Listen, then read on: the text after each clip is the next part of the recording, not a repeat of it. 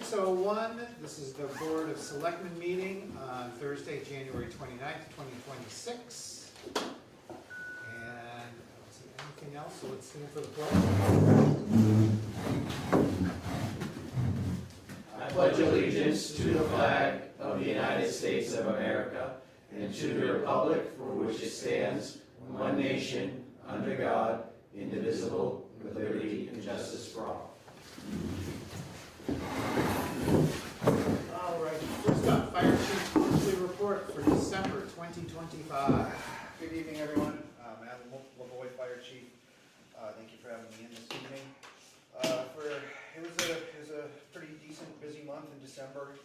We responded to 68 fire calls, which included 13 motor vehicle accidents, 9 medical assists, 6 activated alarms, 6 calls that were false, ended up being false alarms or canceled, 8 service or welfare checks, 2 oil burner issues, 1 illegal burn, 7 carbon monoxide issues, which always peaks this time of year due to people heating their homes and stuff.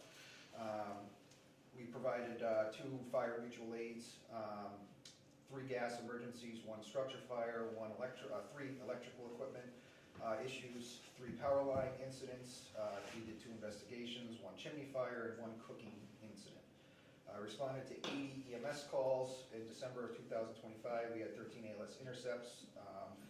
You guys don't have this on here, but I've added a new one because I'd already done this report, but for mutual aid purposes, we provided 5 mutual aid ambulance calls to Ware, 2 to West Brookfield, 1 to Palmer, and we received 4 ambulance EMS mutual aid calls here while our ambulance was already on another call. So that we kind of share that responsibility back and forth. Those numbers are probably going to be the same. I will report each month, but but unfortunately, this is how we all operate now. Because when we have ambulances out, another town has to cover. And we only have 1 ambulance. Good to know. So quick question Yes. on that one, Yes. if I may. Yeah. Are you going to be attending the health thing for Mary Lane? I don't know anything about it. Can you clue him in Yeah. and get him involved in that? Sure. Because that's coming in, and probably the fire chief should be crucial in something like that. You're talking about like an urgent care type or something? Yeah, well, they're looking at having a couple $100 million, or was it $160 million dedicated to rural health. Oh. And they're looking at Mary Lane and establishing something over there. They're trying to. Okay, yeah, I'll get So the that show. would be I something don't good know for much fire. about it, so, If you yeah. could probably spread the word amongst the fire chiefs too, Okay. because we're all in that situation versus going to Palmer or Southbridge or Worcester. Yeah. This was always much closer, Yeah. right there in Ware. Okay, yeah, I'll get with Jim. I don't. It's honestly Monday don't at know. 12. Monday at noontime? Yeah. Okay. 12 to 3. Okay, yeah, so I'll keep the board abreast of the mutual aid as best I can. Like I said, it's, we give it, but we also receive it, and it's just kind of the way it is. We only have 1 ambulance. Hopefully our ambulance will be coming back very soon. They're in the final stages of everything. It's been reassembled, it's been painted, it's been re-lettered, for all the corrosion issues that it had with the flawed paint job. So it's on the last part of the assembly line being put back together. I'm hoping to see it within a week or so. And then we'll give, Rutland and Sturbridge have been kind enough to let us borrow those ambulances, and thank God they did, because they've kept us going, and we've done, hundreds of calls since we borrowed them only a month and a half, 2 months ago. So, it's been very busy. We did 4 smoke and CO inspections. We did 4 LP propane inspections, 2 oil tank or burner installs. In terms of our activities and meetings, we did an ice rescue refresher training for the staff. We also held CPR renewals for all the firefighters. They're required to do CPR every year, as opposed to EMTs, which are every 2 years. They're required every year. So we got that done. We also renewed CPR certifications for EMTs that needed it as well. Monitoring the FY26 budget, very, very closely. There's a couple line items that are not short, but I'm just watching, as we go forward here towards June. I'm hoping that, last year we didn't have to ask for any transfers or rats or anything like that. I'm hoping we'll do that again this year. So that's always a good thing. So, but we're trying to keep up with everything. It's been super, super busy, and January's been way busier than this month than December. So sorry, tone test time. But that's my report. All right, any questions? No, but I think we should definitely do a nice letter for Rutland and Sturbridge. Yeah, thanking them for. I already wrote a allowing us letter, to I use already their wrote a equipment. letter on behalf of the town to Sturbridge, that I gave it to the town manager, she had it put on the select boards, and I will do the same thing for Rutland as well, but if the board would like to submit a letter as well, We you know, should do something for that. they were Let them know certainly kind enough. we appreciate the help, Yeah. so. Before moving on, I knew I forgot something. We are being recorded, going out on WCAT, Facebook, and YouTube. Yeah, all right. Emergency Management Monthly Report, December 2025. Jim McKeon, Emergency Management Director. My December 2025 report. December 5th, December 5th, we learned that West Brookfield chief resigned, and most of the emergency management team had resigned, along supported our group too. So that was a little bit of a surprise on my end. December 6th, we had the tree lighting from 4 to 8. The police used our enclosed trailer for their toy drive collection, and we hauled the toys to the school for them. We had 3 CERT members assist with that event. One with traffic under the underpass. One member over by the library crosswalk with the bus stop, and one member handing out safety information at the tree during the event. Went well. December 7th, we did our emergency sirens test. And then the 19th and the 20th of December, we had a major rain and wind event. Temperatures went up to 50 degrees, caused snow melt, high southerly winds. Then it changed to the west in the afternoon. We had a section of Dunham Road closed. We always have issues on Dunham Road, just about every windstorm. Southbridge and Forest, there was trees at that intersection. That was taken care of in about 4 to 5 hours. And then just pretty much all the streets were checked and had a lot of debris on it. 2 larger trees, one on Bemis Road, one on Old West Brookfield Road. Then on December 22nd, we had a motor vehicle accident that closed Main Street and helped to put some signs up. It was reopened about 2 hours later.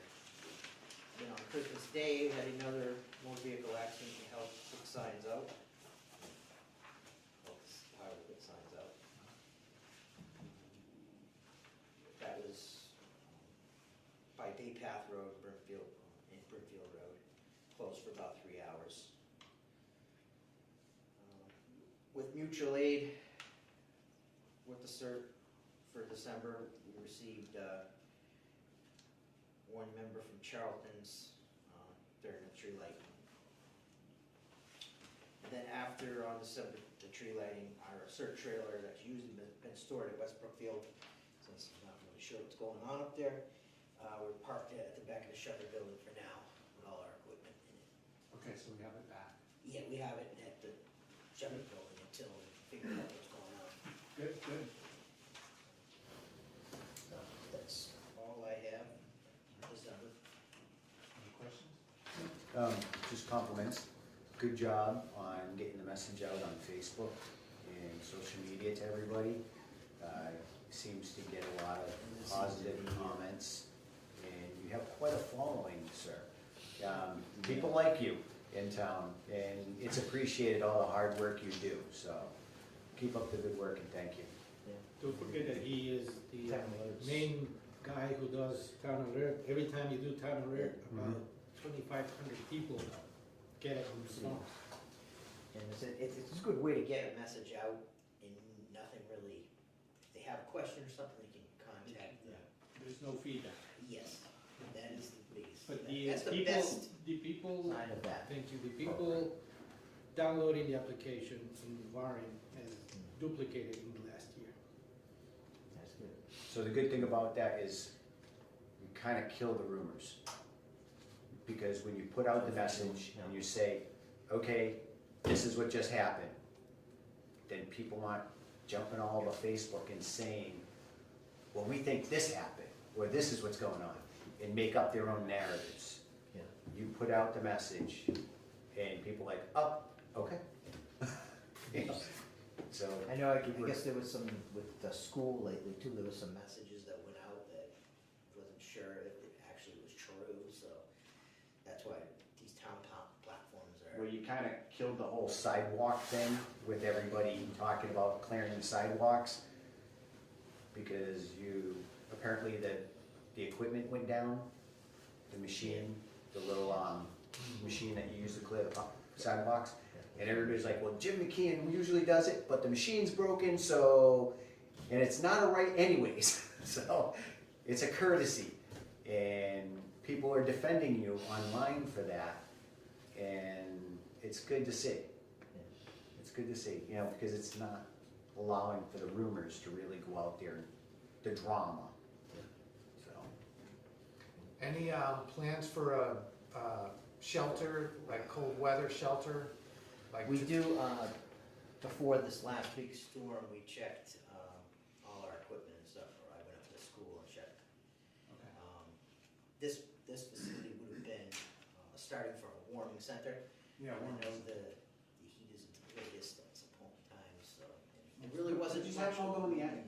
It's better than -5 though. I mean, when I woke up this morning, it was -5. So even if this place is If there is 60, definitely a need, we could. Tomorrow's a -11. 50 We people do have a year, a yeah.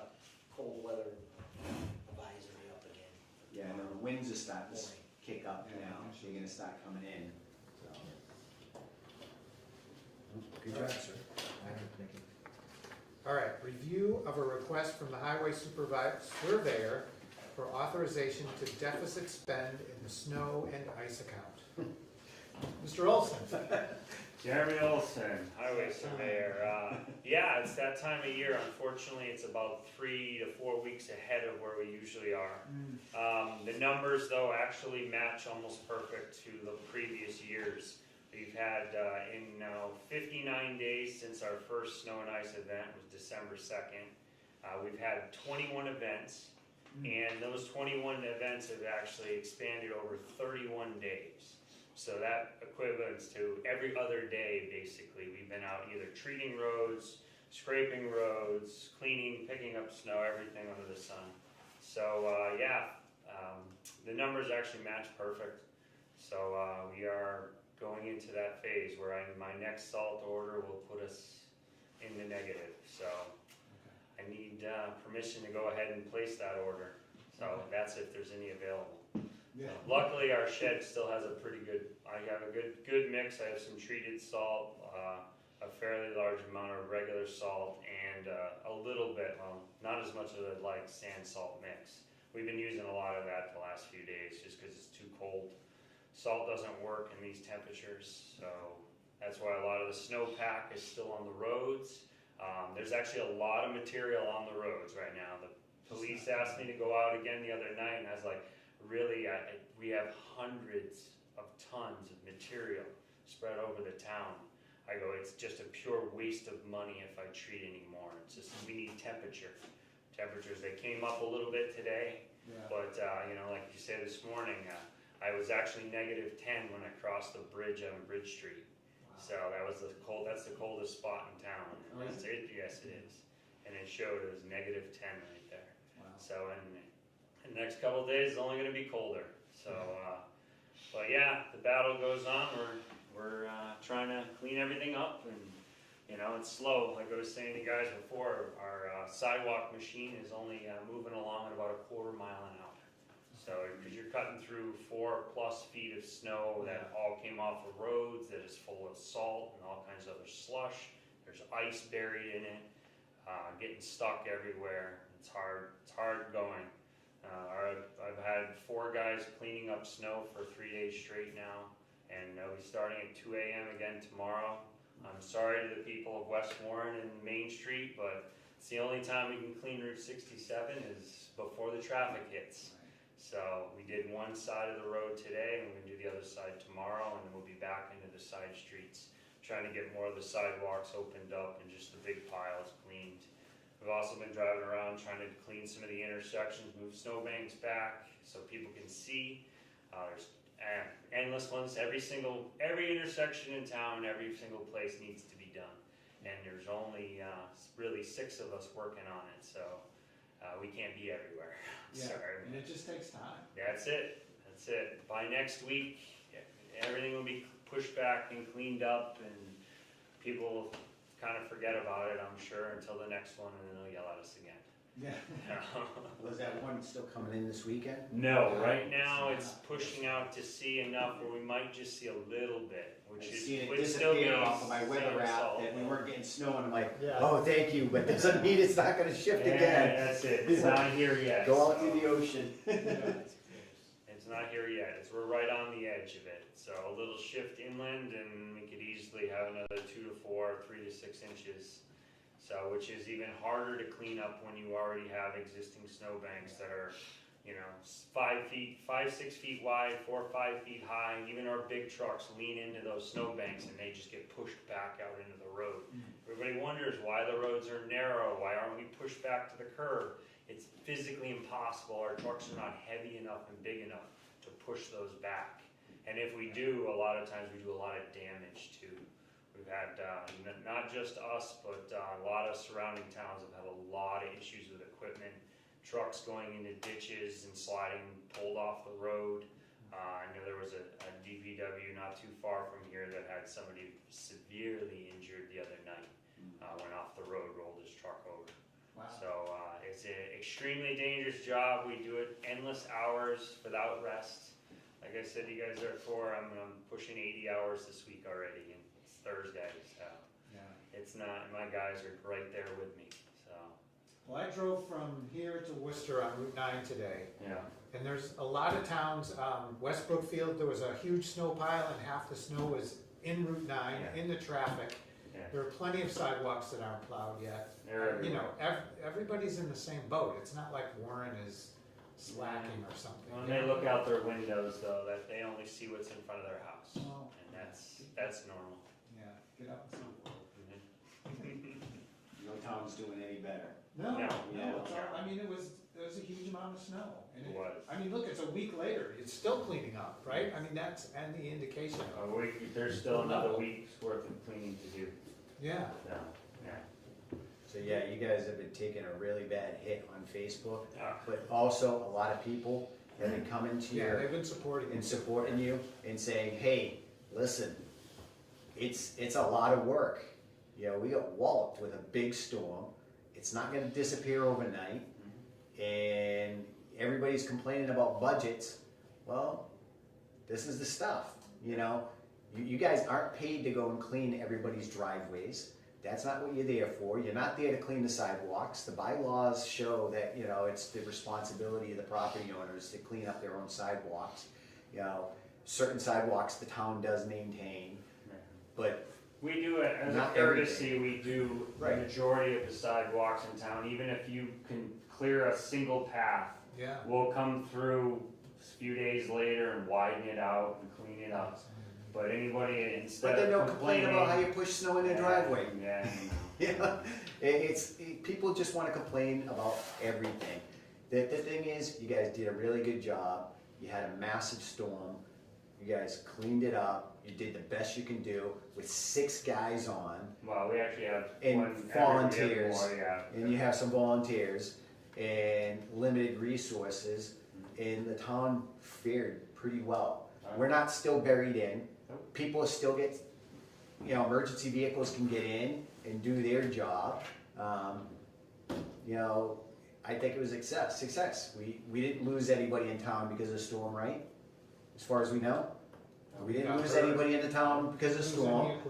We didn't lose any No, equipment. that was the best thing, is we really had no major, we had some minor breakdowns, but in considering how big the storm was and how hard everything has to work. All of our equipment held up, which was, I mean, it's, again, there's always some stuff, but no major breaks, which is really, really helpful.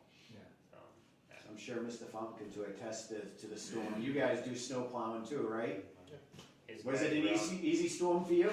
No, we were They were out all night long too. His trucks were all around us, so It was a just tough down storm out there. for everybody. Oh yeah. Good job, don't let the naysayers knock you guys down. You guys did a good job. Yeah, Your yeah. team did an awesome job, and thank you for everything you did. Yeah. We'll knock you down when you need to be knocked down, but this storm wasn't the time. You guys did good. Yeah, absolutely. Comment? Yeah, I went to North today, up in Gardner. Went through a lot of little towns, some towns bigger than Warren. You guys did a much better job than they did. Thank you. And, you know, I think you deserve a round of applause because it's not easy. It's hard. A lot of So long I hours. appreciate it and thank you very much. Thank you. People need to understand too, you guys are out plowing when everybody else is asleep. Yeah. Yeah. When they're sitting there comfy in their little beds and you guys are out there cleaning up the roads and the driveways and the parking lots and everything else, just to make sure they can make it to work in the morning safely. You guys were the ones that did all the hard work. All right. So question about doing this. This comes out of free cash or where does It's it just come? deficit spends, Yeah, so, but we need the money's gotta come from somewhere, right? so when, at the end of the, we will put it back. There'll be an article to put it back, probably from free cash. So it just comes out of the checking account essentially at this point, The Department of Revenue allows you to deficit spend right? for this particular event. So, you know, you can just spend deficit. Okay. How much are we looking at? Huh. How much more winter we got?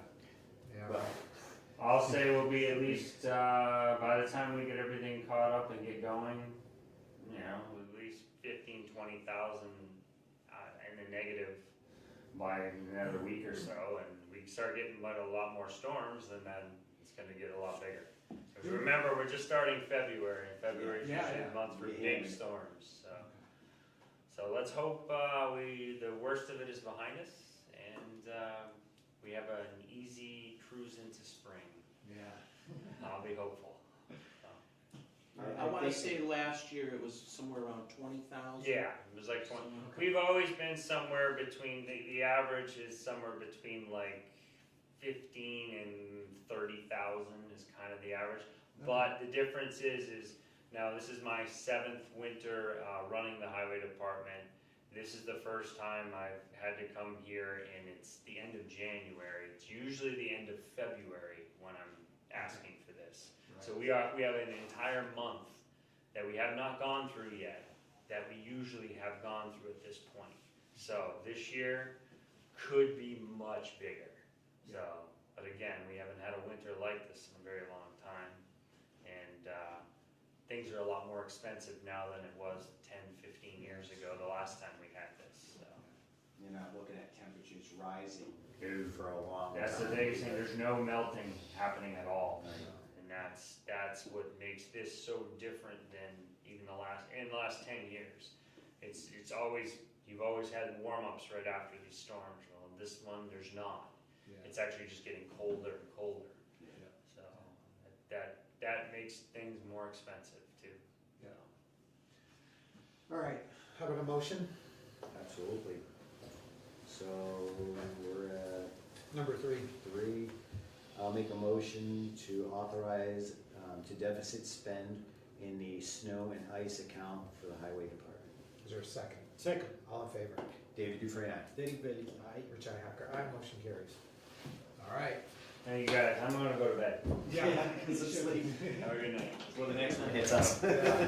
Thank you, Jeremy. Good night. Good job. All right, anticipated vote to have the chair sign statement of work forms from the Massachusetts DEP for the glass container and the universal, did that say watershed? Yeah. That's not right, is it? Waste. Waste shed. State Waste. grant to be administered by the Board of Health. All right. These So- were the grants we looked at before, Right. and we talked with the Yeah, David and I waste happened to management be people. at the transfer station at the same time a few weeks ago, so go ahead. So the shed, seems to be a good idea, that's something that could be utilized, you know, for that. But the container is kind of a concern, because you need a concrete pad poured to support the container. Because if you put it out there, it's just gonna sink into the ground when it's there. And right now, the concrete pads are taken up, and we don't have anything to support the structure of the container to hold it up out of the mud, so it doesn't just sink in the mud and they can't scoop it up. So that was a concern, and something like this really should be run through with waste management, because they're the contractor. And I was kind of wondering how it was gonna be done, because again, we are already doing recycling. We're recycling metal, plastic, glass into one container. Now you're asking residents to separate glass separately from the plastic and metal, and only certain glass to put in there in this one container separate. It seems like we're already doing that, and if it all goes back to waste management anyways and all dumped in the same pile, why do we need a whole separate container if it's all gonna be dumped in the same pile anyways? So I have more on that. Okay. So I called Patrick. Patrick Yep. runs Solid Waste Solutions. So he said he's happy, he likes the shed, Okay, he's happy to take the glass container, okay. but he's not gonna change what he does, which is combine the three into one. So metal, plastic, and glass. He won't change. So yeah, so over time, it's really sort of not gonna help out. Yeah, His- because, his so what he system. said is, he gets those three combined, and whoever he gives it to process, they have been dealing with those three materials forever, and they just know how to do it. So they use like puffs of air for the plastic, they use metal magnets to pull the metal out, and they just know how to deal with it. So for him to separate it just doesn't make any sense. And I think we ran into the problem too, where it's hard enough to get people to separate trash, You ask paper. people to do more separation. Right. Yeah, It's just gonna piss off residents, because now you're asking them to do more.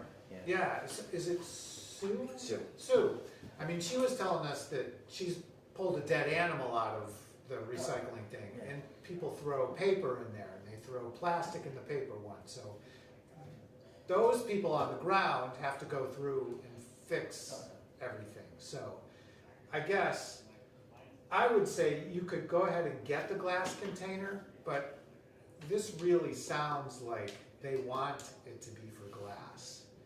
And if we get audited and he's Oh, not yeah, it would be, and I using it believe correctly, there has to be actually something posted on these two structures. Yeah. SEDP. yeah. So, So after talking to Sue and the people down there, and then talking to Patrick, I would suggest we go with the shed, yeah.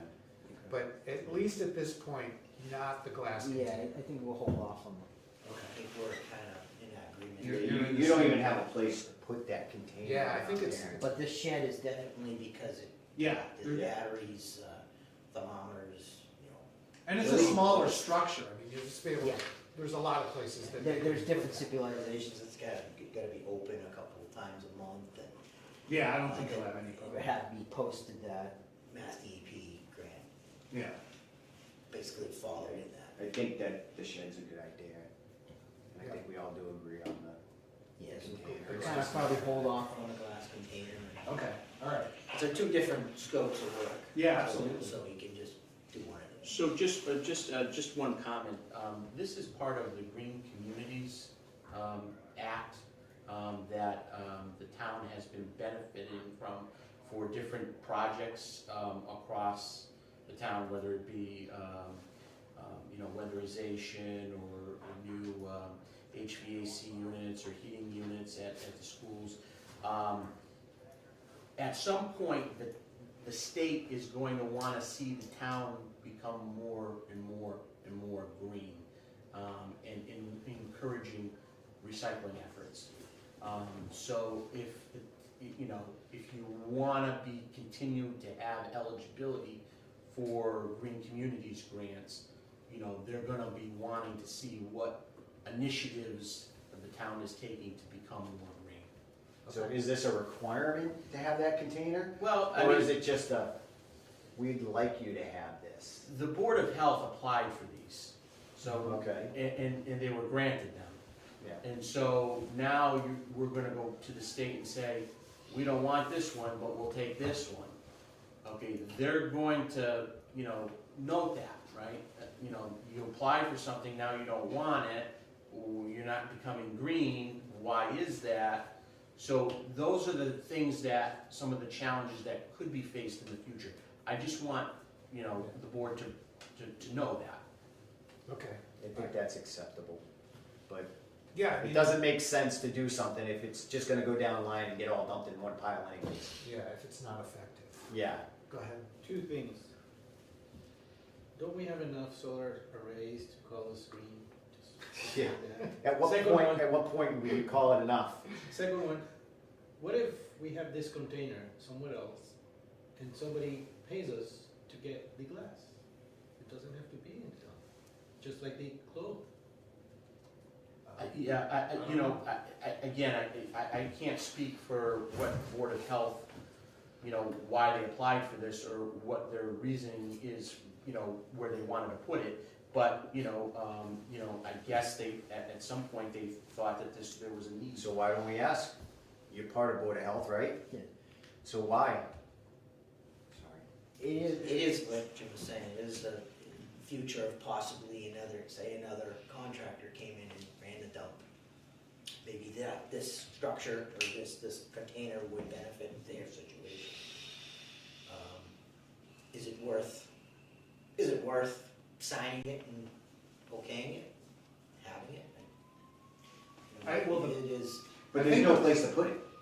And if we get it, we gotta use it. I think that's what I'm worried Yeah. about. If it sits there empty or Well, something. I think what they're trying to do is trying to encourage more recycling, right? So they're trying, by having this structure there, by having this there, they're trying to get more people to recycle. Yeah, but They're first already- of all, we're it's hard enough- recycling. Yeah, we are, and it's hard enough to get people, like we said, to separate already. Well, separating is part of recycling. I know, but if they're hesitant to separate paper and plastic, let's say, now they gotta separate glass, you know. That's See, like the part of cans it. around town, like the companies. companies, they'll just, one tote will be recycled, one tote will be trashed. So all your recyclables are mixed in one Yeah. tote. And that's how Truck. most of the trash companies operate, like you were But- saying, I mean, you that's know, what solid waste solutions, Time is coming that they. it's might all be just one trying to- anyways. Yeah. You know, that's the way they deliver it to whoever processes them, and they have their process. I think the state's trying to get too detailed and too much, and we don't even have a concrete pad to put this thing on. Now we have to put an article in to get a concrete pad poured at this waste station to put this container on. Because you can't dump it in the mud, it's just gonna sink in there. So, Why don't they ask the people who actually do this stuff? yeah, why, did you guys ask solid waste about this? Well, yeah, They got their answers, that you guys went over. We got the answers. Yeah. Why didn't Board of Health do that? we got them, too, we got them too. We get the same answers you guys So, okay, so Board of Health did ask them and question them, and they told you guys, we all just dump it in a big pile anyways. did. Right, as of right now, I mean, Everything's mixed in, recyclables. So I'm not for the container, I don't care what the state wants. Yeah, it's ridiculous, we're not gonna That's force why- residents to do even more than what they're doing. We don't have the room for it. You know, I think It's doing not the gonna be batteries, used by the storage for the batteries and the mercury and everything makes sense. But it seems like we're just wasting money Yeah, I to agree. get a container Unless we don't find have. somebody who buys it and we have it separate. Huh? Unless we find somebody who buys glass, we could have it in another place. And they can remove it themselves. Yeah. But then But that's again, still, we have a contract with Solid Waste Solutions. You would probably have to set up another contract with another person. Yeah, no. And now you've gotta go Outside. to the transfer station, then you gotta go to this other place to do your glass. Yeah. And that's gonna piss people off. How long is this good, this I grant? believe things had to be submitted by middle of February or something. Beginning of February, yeah. Yeah. So we couldn't wait, I I mean, think- we gotta have a new contract at some point with Solid Waste Solutions, but that's too Well, far. no, this grant. This grant will expire June 30th of this year. She Yeah. needs the, you know, if the board Scope. decides to move forward, they need it, I think, by the first week of February. Yeah, that's why we needed this. This meeting, it was a decision Okay, of all what. right, so it is what it is, we just, if we You don't wanna get go it, with then we neither, or you wanna go with one, or you wanna go with both? Yeah, Again, we don't have to accept every idea thrown in front of us. yeah, no, I don't, we took time to think about it and do the research, and so I would recommend that we go with the shed. I'm good with the shed. Are you good with the shed? Yeah, why not? Okay, all right, we'll use it, they can use it Yeah. appropriately as it's defined here, so I think it's a good idea. And then we'll pass on the, That's on the other side. glass container. Scope of it, yeah. yeah, so. So I'll make a motion Before you make a motion, what happens if the grant doesn't exist if we don't get both? There's two different parts. Scopes, Okay. So they can be separate? yes. Yeah.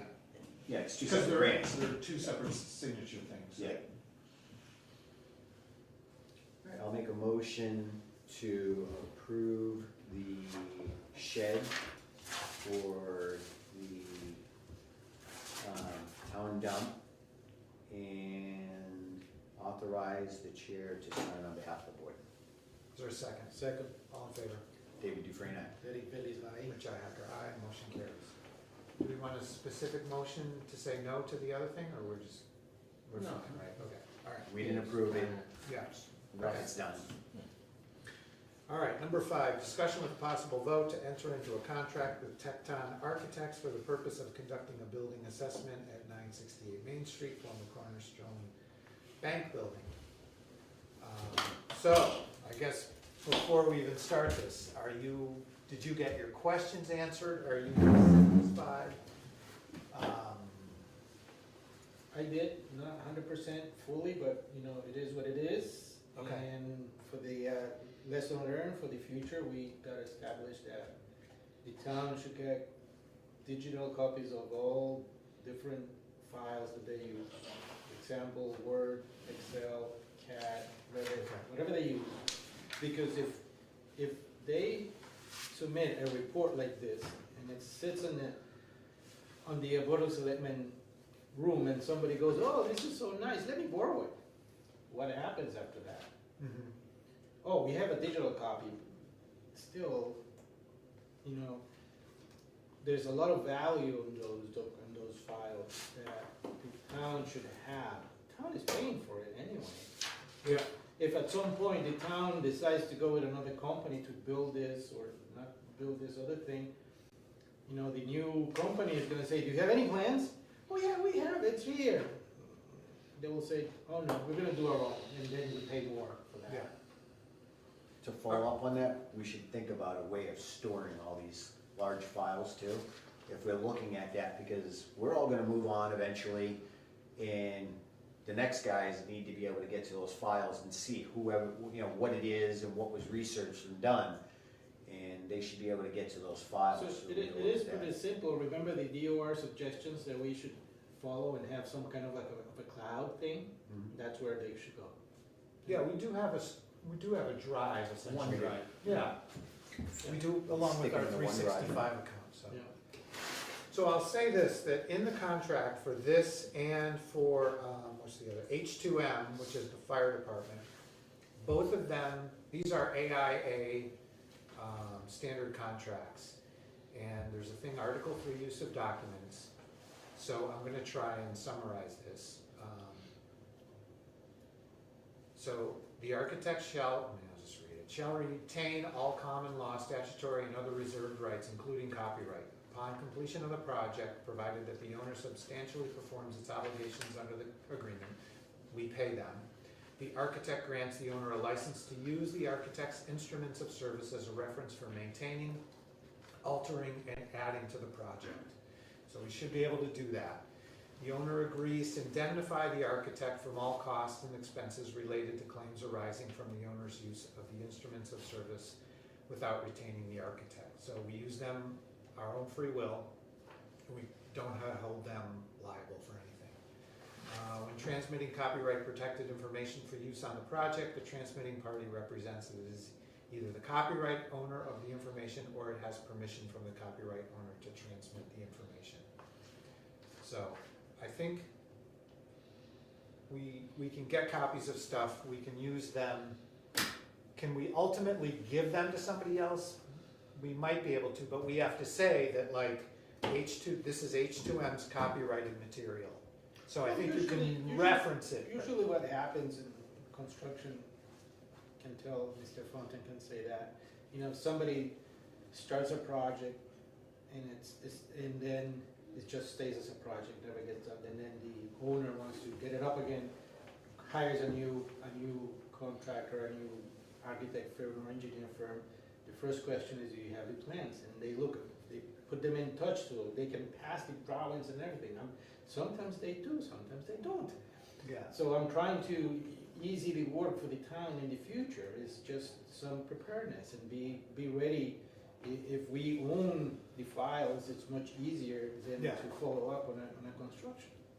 So I think this lets the next person say, okay, they have all the measurements and the layout, but they may not be able to actually use the file itself on the new project, but they have access all the information. Well, for example, from the bank, I'm sure they're gonna do an existing condition plan. We would like a copy of that. You might want that too. Yeah. You know, so it is something we're paying for it. I don't see why, whoever does it doesn't want, to share the files. Yeah, I think, There's no again, secret in the files.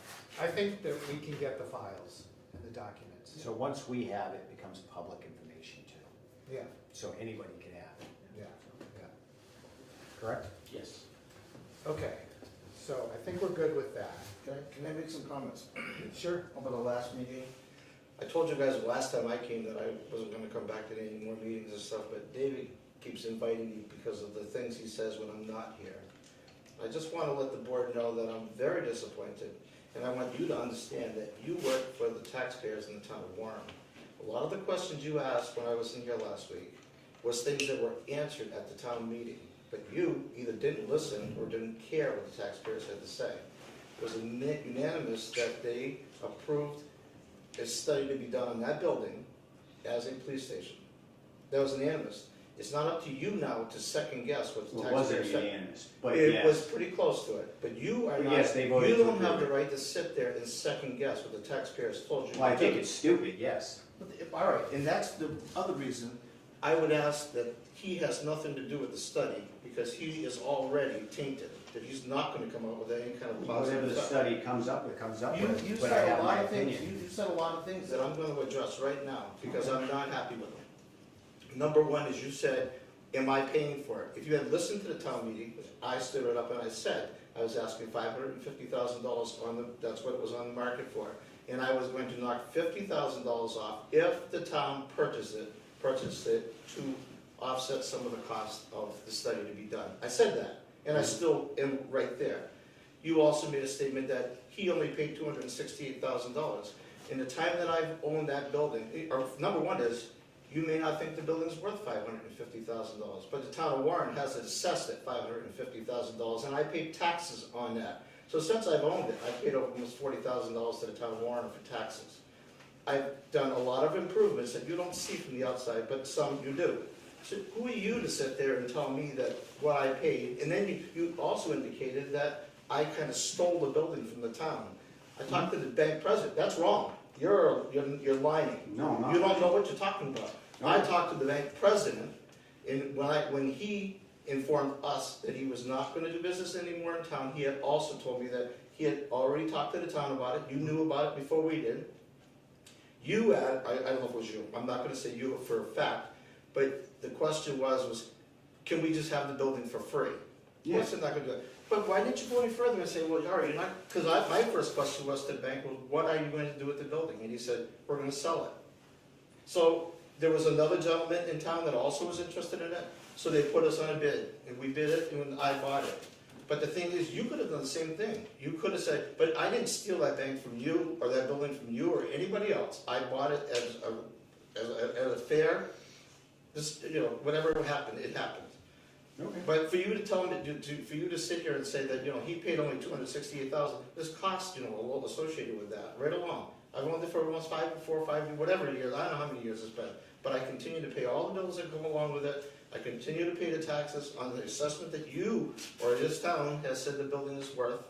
But for you to sit there and say the things you said, you are not in favor, but I can tell that. But you know, the other thing is, I don't care if the town doesn't do it or not, I don't care. But you keep pushing him, what is he gonna do? If I was him, I would be here saying, you know something, you guys have put this under the rug long enough, do something. But your only proposal is a $32 million building, or I brought up that. If you don't wanna do that, don't, I don't care, but what's your idea? Why don't you start? So let me answer your Wait a minute, questions. why don't you start a GoFundMe page and put 50,000 of your own money in it to start it? See if you can raise it to $32 million. The taxpayers in town cannot afford it, they can't, so get that out of your mind, it's not gonna fly, it's not gonna fly.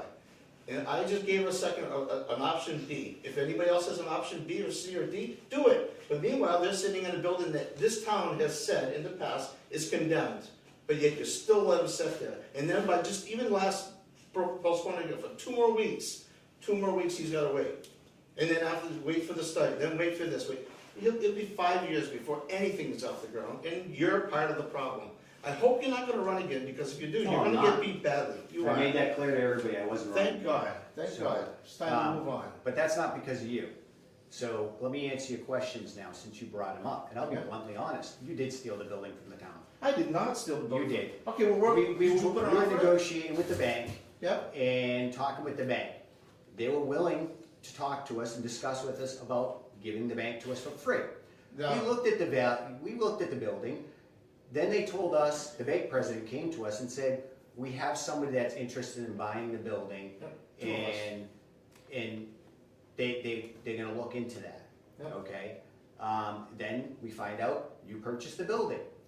Your comments to the town were you were doing this to help the community. And yeah. So how much did you offer that building to us when me and Mr.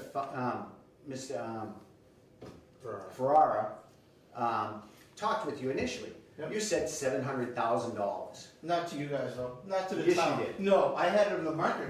In the Okay, beginning for so hire, you but not for the town approached us warrant. with $700,000 for Not a to the building town you paid warrant. that you It just doesn't matter. described I'm as in business to make money, I'm not in $268,000. business to lose money. Right, All right, and so I never I thought- faulted you for that. I- You're a businessman, you're here to make money, Yeah. and that's what you're trying to do, is make money off of the town. No, Okay? you're so not wrong. being, You're you're an not being a idiot. good guy for the You are town. so wrong. You're You trying have to no make idea money what you're talking for about. You just like to hear yourself. yourself talk. He So, does. we're trying to do the best thing we can for the police department By and dragging fire your feet. department. That's why we started this. Yeah. That's why we didn't back off like previous selectmen in the past years and say, oh, this is too difficult of a subject for us to approach. We went at it, Yeah. and we said, okay, we need to deal with this. Yeah, but you Okay? haven't. People don't like the answers, When was the last but we time? still have to do it. When did you do all your buildings? Your All cost three buildings? efficient, budget-wise version that you wanna do is not gonna fly in today's standards. I know it's a waste of time, okay? We all know it's a waste of time. You're wasting $60,000 of the town's budget. I'm not. Well, you are. No, I'm not. Because you proposed You this. didn't have to do it. You don't have Okay. to do it. I don't care. But you brought it up and you fought for it in the town meeting. Why not? And people listened to you. If you can do that Because they're for- like, wow, okay, maybe this is another option. It is an So we're option. gonna look at this and we're gonna evaluate it, we're gonna give it a just Yeah. response. We're gonna look at it with open eyes and promising hopes that it could happen. Yeah. But when it doesn't, as most likely it won't, then we're gonna be out of $60,000. Yeah. Okay? And How then you're many- gonna how charge many the studies town a have you ridiculous done? amount of money for the bank How many building. studies have you done on this building, the Shepherd building? You just continue to throw money at that left and right, $60,000 for windows and everything else.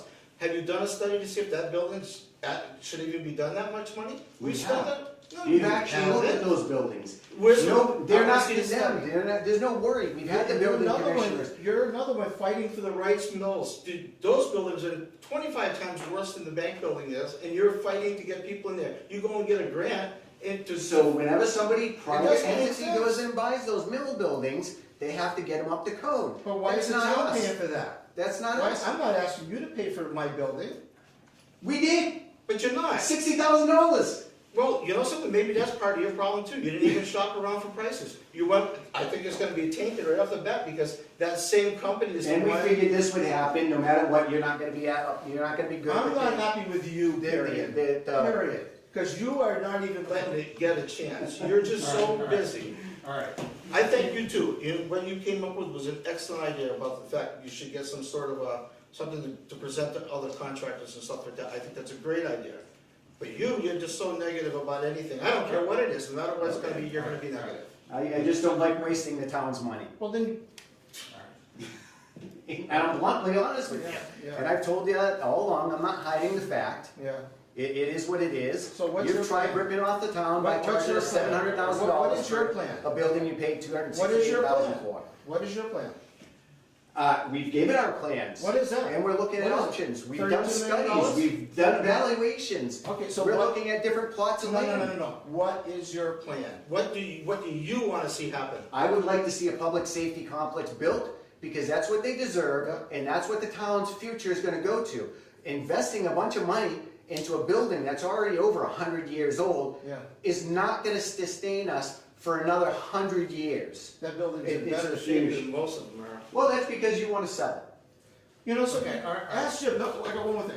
Ask Jim. What did I tell you, Jim, about, the building was on the market for $550,000, and I would give back the $50,000 if the town bought it, and that would be our negotiating point. Did I not say that? Yes. You make it sound like, oh, he paid $268,000, he's gonna make $200,000 right off the bat. I'm not making $200,000. So you're looking at $550,000, right? No, How much? I How much said, for the building? for you, for the town, I mean? Yep, for the town. When that time comes, we will negotiate that. Or you know something?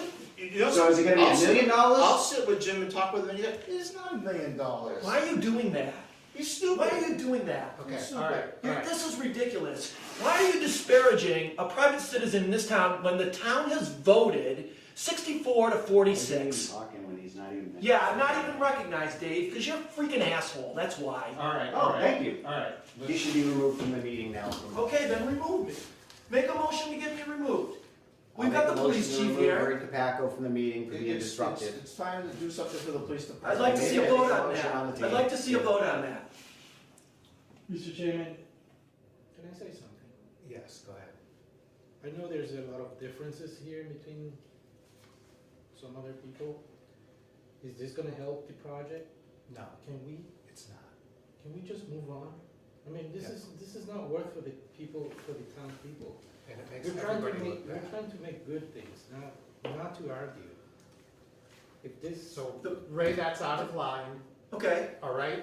And you two, I understand there's a lot of differences in opinion and emotions, but we know what we have to do to move ahead with this project, right? We have. I these agree with you. Hold on, we have Okay. these agreements that we need to look at and approve.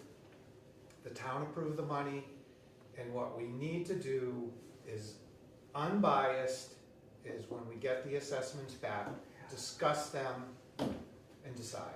okay? All I'm saying is he gets to voice his opinion every meeting, negative about me. And every time I'm not here, he's got a bigger mouth than when I'm here. So I'm just saying, why can't I voice my opinion? Which I just You done. have, I've done. okay. I'm done. All right, okay. So, can we move on? I'm good. Okay, all right. Is there a motion to approve Tecton Architects? Yes, I'll make a motion to approve the Tecton Architect, well, let me get it right here. I'll make a motion to enter into a contract with Tecton Architects for the purpose of conducting a building assessment at 968 Main Street, the former Cornerstone Bank. Is there a second? second, All in favor? David Dufresne, aye. Derek Bailey's aye. Richi Hacker, aye. Motion carries. Thank you. All right.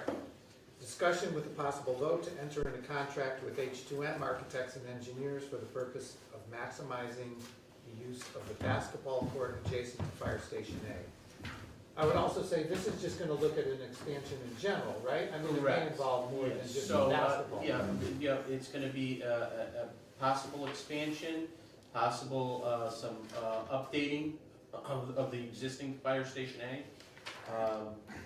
And seeing what could possibly be done there to expand the footprint there to give, the fire departments more space.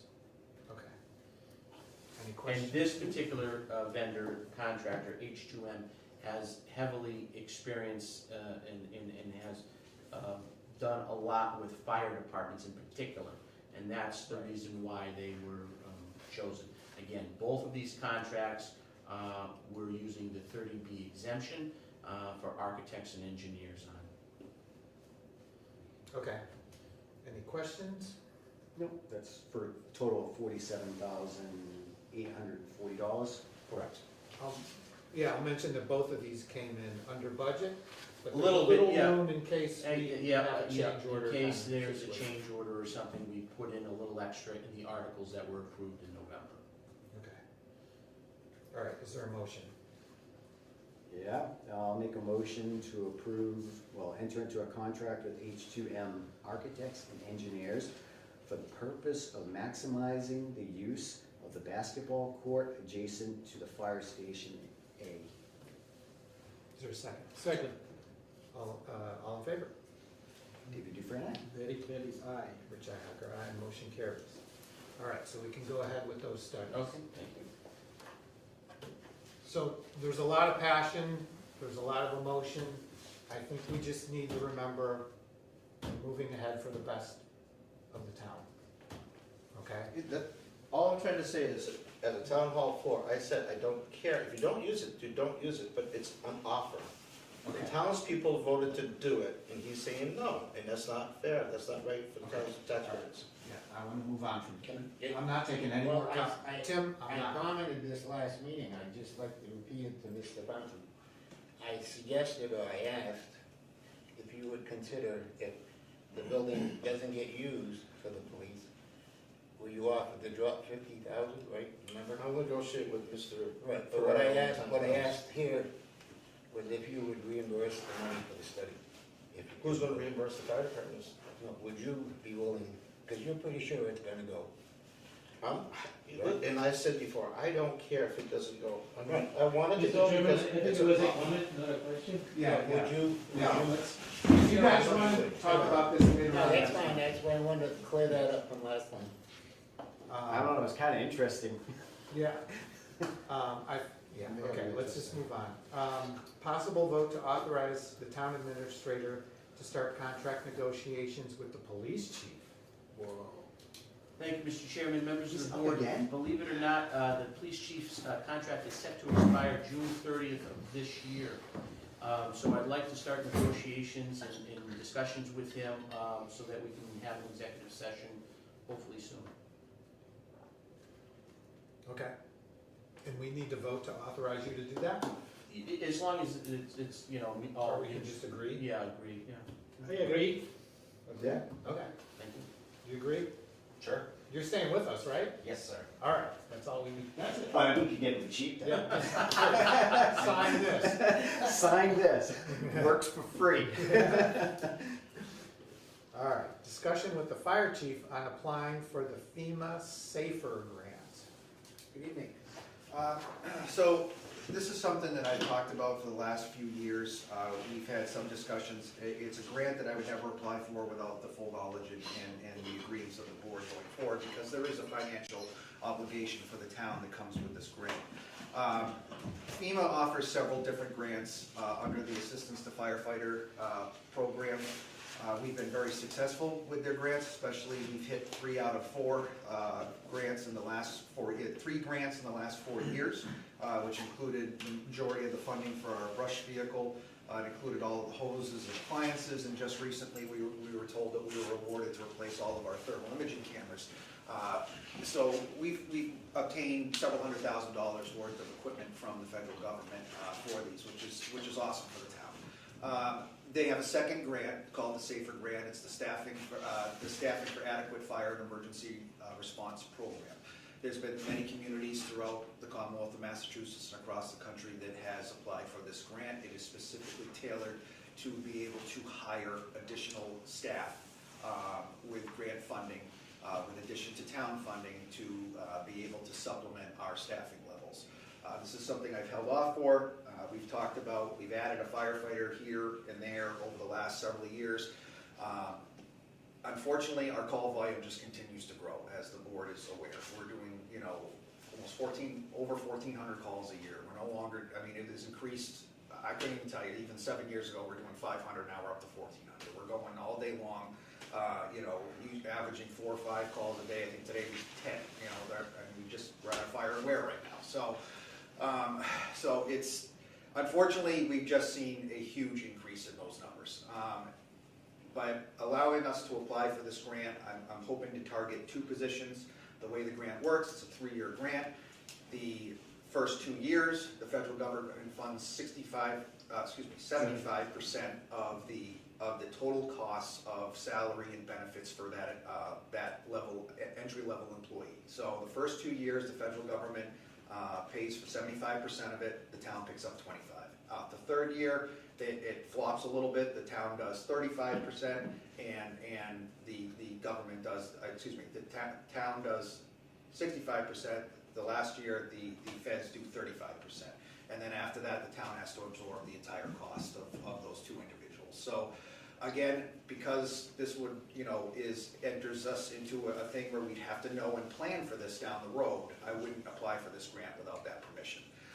So obviously, that's why I'm here tonight. I will talk to Dawn and get all those numbers that are going to be required to apply for this grant. But generally speaking, an entry-level firefighter in Warren makes about $50,000 a year, probably about $20,000, $25,000 in benefits worth of insurances and that kind of stuff. So I'd have to get all of those numbers, but basically what this would allow us to do is, for the first time ever, it would allow us to have 2 firefighters in the building, firefighter EMTs in the building 24 hours a day. Right now, we do not staff overnight. From 11 to 7 in the morning, there is nobody in the fire station. They respond from home, especially for the ambulance. It's becoming, and I've said this to the board many times, my fear is there's going to be a day where I'm going to have to come in and say, I can't do this anymore on the overnights. I have a very small amount of EMTs, myself included, that staff these calls, for very little compensation to do this on the overnights. They're shoveling 2 feet of snow off their car to come in at 2 o'clock in the morning to get to the fire station to go and help somebody. These days, we're one of the last departments that still does this, that's out there. They are just, we need to staff, so this would allow us to at least get those positions, formulate a plan. I know right now that by adjusting my budget, I will be able to absorb a lot of those costs, because I will no longer need the on-call, salaries and this and that. So there's a lot of give and take here, but the first step is getting permission to apply for this grant and explaining why it's necessary.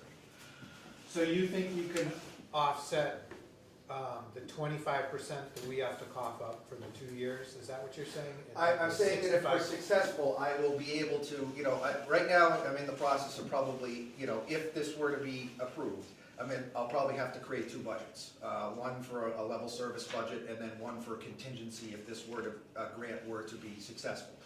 Which would include modifying something on the floor, probably at the town meeting, to move some money into different places where we could, cover some of those additional costs. So again, the town would have to pick up 25% for 2 years of that person's salary and benefits. And then 65%. And then 65 year 3, and then after that. 100%. Correct. There's is there any chance that these kind of grants would get extended past year 3? No, you can apply for other grants, but no. This is for fire departments like ours, that their call volumes continue to climb. It's a way to to lessen the blow to the community to get to the staffing levels they need to so that they can prepare for other things. You know, I do think that we'll have hopefully some money becoming available. You know, I'm hoping that with our merger with the Central Mass Emergency, I've been told by the director that once everything's done, we'll probably look at them absorbing all of our tower fees and everything like that. So if that, you know, there's some money available there, but I mean, you know, there's two things I'm working on. I'm working on this, and I'm working on an ALS component in the background too, you know, to get us to where we would be providing the best service we possibly could for the town, and I think at a very actually much lower cost that I think will be, you know, pretty good here. So, you know, but again, this first step is being able to apply for the grant. So you're saying our district dispatch would take on the lease? I've been told that. Yeah, we don't know that yet. We don't know that yet, but what I'm saying is, but I've been told that because they have to make the whole system work together, that most likely they would end up taking responsibility for the leases at some point as well. So, because they're gonna need other towns to work off the towers as well. So we all have to be So everybody's gotta be linked together, there's gonna be districts and stuff, so I mean, like I said, you know, that may help us a little bit too, but the way my budget is tailored, I have money for part-time help, I have money for on-call help, I have money for EMS stipends. Those types of things won't be needed at the level that they're needed now if we have people in-house that are actually on staff and on shift. So, you know, I believe that a good chunk of that money, a lot of that would be covered, at least the town's portion of it for those couple of years. I mean, my worry is just, you know, it's a tax hit. Oh, yeah, I understand, and like I said, you know, people that come in here and complain about taxes. yes, no, there's, you know. like I said, I mean, the reality is just, you know, my job is to advocate for the fire department, you know, I have to do that, I have to look at the numbers, I have to, you know, understand where we're at, and I also have to be honest about, you know, like I said, all it's gonna take is 2 or 3 people saying, look, I can't do this overnight anymore, I can't do this. I've already had one that's done it, and unfortunately another one stepped up, but, you know, especially the ones that don't work full-time in the fire department, for them to take those shifts and they get hit with 2 or 3 calls overnight, they're going to their job exhausted. They're going to their full-time job exhausted, it takes a huge toll, and that drive isn't there, you know, anymore. For years ago, it worked for many years, because the call volume was not anything close to where it is now. That was the problem. Okay, you might get maybe you did 3 nights on call, maybe you got 1 call, okay? The likelihood of them going out 3, 4, 5 times throughout the week, that's where it is now, you know? So it's no longer that, oh yeah, I'll take the shift because probably nothing's gonna come in, you know? It just doesn't happen anymore. So it's getting increasingly harder to get people to do that shift, you know? Like I said, you know, I cover shifts myself, you know, you know, but we have to do that in order to do it. But it's, you know, it's become a problem to not have anybody in-house 11 to 7. So would these people, they'd be at the station overnight? Correct. And would they sleep there? Correct. So we'd have. So are we set up to even do that? I mean, that's another thing we'd have to tackle, but I mean, yeah, we'd have temporary beds and stuff, and we'd have to do that. I mean, this would obviously be something we talk about with the plan, but I mean, you're talking 2 people, we can easily accommodate, you know, a couple of folding beds or something if we absolutely have to, but we'd be able to, for the first time, to work 24-hour shifts, which would allow, you know, people enough rest and then come back in for another additional shift and stuff like that. So it would change, you know, exactly, you know, what we do now, you know, and it would end up ultimately, in my opinion, benefiting the town and providing a better service, not waiting for people to come in during storms and getting a delay of 15 to 20 minutes to get an ambulance to somebody's house, you know, when they could just leave the station and get there, you know. All right. Comments, questions? We're talking about lives here. I support the chief 100%. You know, even if there's some risk of, you know, tax at the end of the day, but you know, we're talking. Could be one of us one day. Yeah, and I'm just Like thinking I like said, in this past storm. this isn't a wish list, it's based on call volume. I mean, you know, we have a highway department that has 8, I think, employees, we have a police department that has 10 full-time employees, we have 7, including myself right now, and I need 2 people to run an ambulance call. So, I mean, that's just the way it is. I mean, you know, we're making these adjustments to staffing because of what these things that we do, and we're the only department that relies on volunteerism. And that's going away, you know. I mean, it's just not the same. You know, I can't describe it anything other than that. You know, these people are doing this job for hardly anything. You know, and that's a very, you know, that's commendable, but it's not reality, and unfortunately. So agree with the chief. It's getting to be a thing where what worked in the past isn't working in the future anymore. We know the system's breaking down. We're aware of that. We've been seeing it happen over the years. It's getting worse and worse. Volunteerism throughout everything is getting harder and harder to find. People want to earn a lot of money for doing nothing.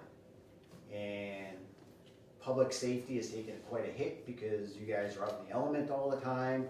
You're doing stuff that normal people don't ever want to do. You're seeing things that normal people don't want to see. And you're doing that on an almost daily basis, if not multiple times a day. So I commend you for doing that. And you know, this is what our town is turning to. I know everybody says, well, it's sleepy old Warren, and we never had that 20 years ago or 30 years ago. Well, Warren has changed. We got more residents. There are more residents that are expecting certain things. We also have aging population, which the aging population requires more ambulance services, because when you call an ambulance, you want them to come there, and not just minutes matter, seconds matter, especially with cardiac incident. If you're not there, 15 minutes to respond, never mind 15, 20 minutes, don't call an ambulance, call the coroner, because you're probably not gonna live. It's just a fact of life. And if I could too, I just want to make it clear that, you know, the majority of my department are on-call members still, okay? That's not going to change, all right? I'm very fortunate to have the staff that I have. They're a fantastic group that, you know, they're always pulling in the right direction. They really do, they really are. But, you know, not all of them are EMTs. Not all of them can help out on the ambulance side of things. It's only a smaller group that does that portion of that thing.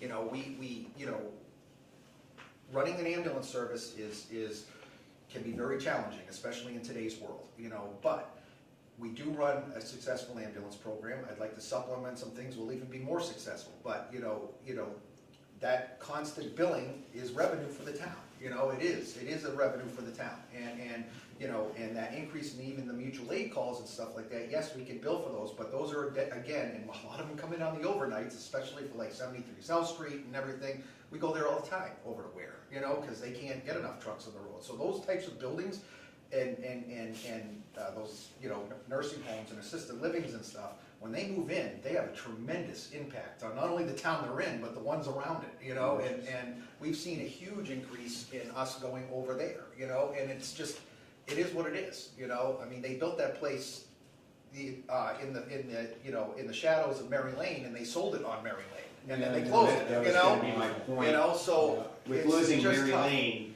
now you guys have to sit there and hang out with the patient at, you know, one of these other hospitals, which won't accept the patient until because they're also having shortages.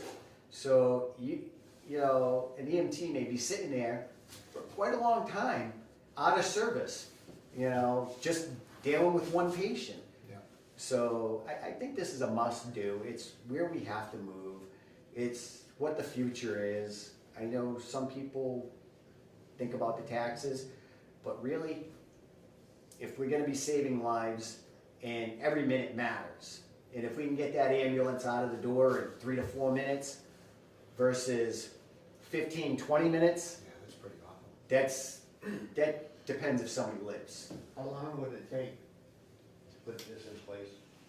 Well, again, we'd have to, the grant will most likely come out at the beginning of February. We'll apply for it, it'll be, you know, submitted by the end of February, early March. We should have an answer before the fiscal year starts in July. So, you know, that's kind of how they roll that out.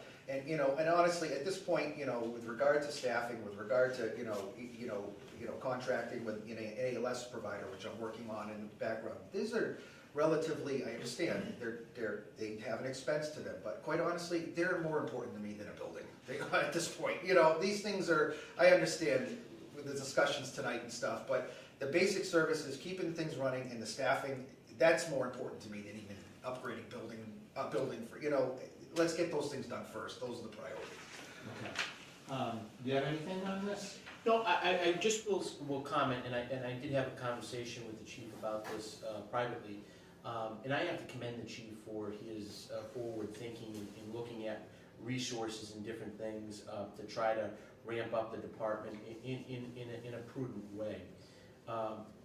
However, I have had experience with this type of a grant in Springfield, but with police officers.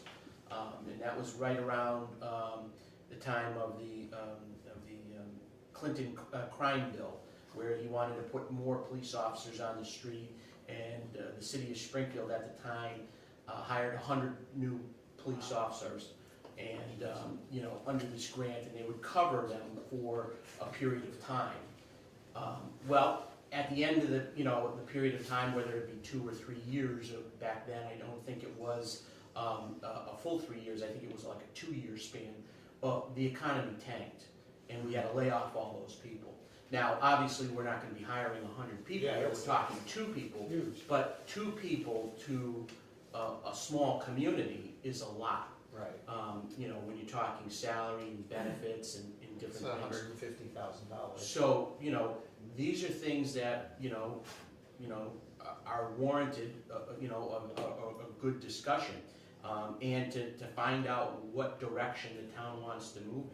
If it's the direction of providing services, like the chief had said, then that's the priority. If that's not the priority, then we should probably not look at this. But if that's what the directive is of how the town wants to proceed, then and the town wants to make the investment and commitment to these 2 potential individuals, if the town was successful in getting it, then the town really should also have a plan to keep those people employed in case there is a downturn in the economy in the future, or there's significant cuts or something happens catastrophically in town where we can't afford those positions, and layoffs would have to happen. But you want to be able to have a plan ahead of the curve so that we can sustain these people. Okay, so I that's, think it's gonna have to go to town meeting anyways. Oh, yeah. Ultimately, So- to be voted on, but Yeah, so I mean, this is not inherently without risk, there's no doubt about it. If you look at local newspapers, there's been communities that have gotten successful grants and then they've had to face layoffs. Hadley, just happened to Hadley, if you look it up, it's a tough situation over there. Spencer, same exact thing, they hired 5 and they almost had to lay them all off. Fortunately, they passed things at the last minute, and so I understand this is not without risk. But again, it's an opportunity to absorb that slowly and to provide the town with a chance to have some of that federal funding to start that next step. so I think what we're doing is we're just voting on the opportunity of it. And Yeah. ultimately, the town is gonna have to vote on it at a special, at an annual meeting to authorize the extra manpower to keep them permanent. Well, I've been listening at these meetings, especially the public safety meetings, the ALS components come up several times, the staffing's come up several times, so that's why we're having this discussion, is that this is what you want, and this is what we can, here's how we can do it, and that's what I'm trying to do, so. all right, do we need a vote on this, or we just need are we all in agreement that we endorse the chief doing this? I do. Okay. You good with it? I'm just looking at how it's saying. There's no anticipated. There's no. We're not really vote, voting there's on no vote. anything. Yeah, you're just And we applying can't for potentially FEMA stop safer you grant. from doing this. There's a chance you don't even get the grant. There's a chance that we don't get the grant, for grants like this that are extremely unique, I work with a consultant to be able to do this, we enter a ton of information, and that's how we've been successful in the last ones, there's a small fee that comes with that, but, if you get, $100,000+ grant, the $1,000 you put into it is well worth the money for it, so, and these guys, these consulting firms, they have their finger on the pulse, they know exactly what the feds are looking for the buzzwords and everything like that, so, it's been a much better scenario for us to work with them because, again, we've been successful 3 out of 4 years recently. And that in itself is amazing because I don't know of another town that's had that many grants in that thing. And we've been extremely lucky that has happened because there's very few and far between do you see these AFG grants come out. You're probably talking maybe 50 communities in each state that get them, you know, for larger grants and stuff like that. So it's great that we've been successful. There are years we won't be, you know, everything is scored in a metric. Everything is scored at point value, and, you know, whether or not it's a priority to them or what it's not, you know, you can't just say, I want a ladder truck today. You have to hit a score criteria to explain why you're eligible for that, how it's gonna benefit the community, and if you don't score high enough, you don't have a chance. So, you know, it's all a metric and an algorithm to how they score all these things. So I'm good with it, I think it's a good idea. A chance you don't even get the grant, and then ultimately to authorize the manpower, the town's gonna have to vote for it anyways. And if they wanted to have it, then they authorize it. Okay, all right, so I think pending any further comments, I think you're good. Go ahead and apply. Thank you. And let's see where it falls. All right. Review of a request from the fire chief to transfer the animal control officer's vehicle over to the fire department for fire department use. So here's, as many of you may have noticed, the animal control vehicle has sat in the parking lot and hasn't been moved for months. So I could speak to that if I can, Chief. The ACO, our new ACO, has decided that she would prefer using her personal vehicle and get a mileage reimbursement for the times that she gets called to Warren. Didn't the town vote for that not to happen anymore? In terms of what? Because we voted to authorize the ACO to use that vehicle and take away the mileage reimbursement from the ACO. Yep, so what would have to happen is that we have the money in the expense account to pay for any mileage reimbursement, and the vehicle would, you know, we could decommission it and get rid of it. It's not required for her to have the vehicle. It has been repurposed. We changed her budget structure around to do that, and we may have to for fiscal '27, you know, change the expense line a little bit to adjust for a mileage reimbursement. You know, the ACO feels as though she wanted to take the vehicle home with her. She does not live in Warren. You know, I did not think that was a good idea, and we thought that the vehicle should be kept at the Shepherd Building, and as she gets calls, she would use it. Or the animal inspector would have an opportunity to use it if he you know, if he needed it. It has sit there for quite some time. It still has a rejection sticker on it. It's got about 126,000 miles on it. It's going to need, you know, some significant work to get it roadworthy. I did start it up. Me and Mike started it up a couple days, a couple last days. We, you know, drove it around the building. You know, I think it has some decent bones to it. I don't know how much money it's going to cost in terms of, you know, what it needs to, you know, make it roadworthy and pass inspection. But I would anticipate it, you know, costing some money. You know, me personally, you know, it does have quite a lot of miles to it. You know, if my intention was that if the ACO wasn't going to use it again, that I would decommission it and sell it on auction and take it off the insurance. But, you know, that's up to the board to make the decision. Yeah. So my concern is we did this vehicle because if she puts an animal in the vehicle and the animal damages her personal vehicle, a dog or something that's aggressive and you put it inside the vehicle, now it scratches the interior of her personal vehicle. Mm-hmm. Who is responsible for that interior? She Do we have something saying that we're not responsible because Yeah. she took that on her own? She uses her personal vehicle for the other 2 communities or 3 communities that she works in. She is comfortable with that. She would just be seeking mileage reimbursement for calls and warrants. So can we get her to sign something? Sure. It just says that's the agreement. Sure. We are Yeah. not held responsible for anything. No except damages. mileage. Yeah. You know, yeah, no damages. Nothing at all. No If she, cleaning if the fees. animal is injured because it's not properly put in that vehicle, because the ACO vehicle is an animal control, it's an animal vehicle. It has a dog cage in that vehicle protecting the operator and anybody else. So it's a caged-in vehicle. So it's made for that purpose. Her personal vehicle, if that dog decides and gets out and attacks her while she's driving, and she gets into an accident, are we responsible, or is she gonna take that responsibility on herself?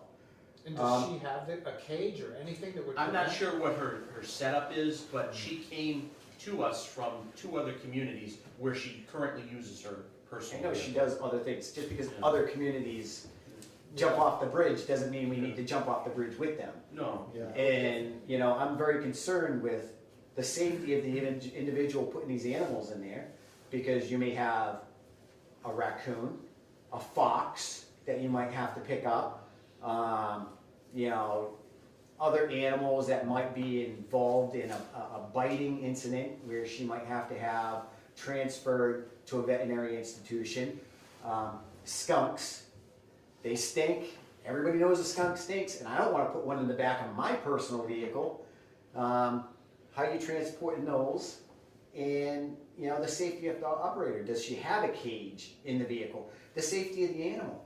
Because I know there's a lot of concern, because I know we've seen some emails going back and forth. Something else that happened with an ACO.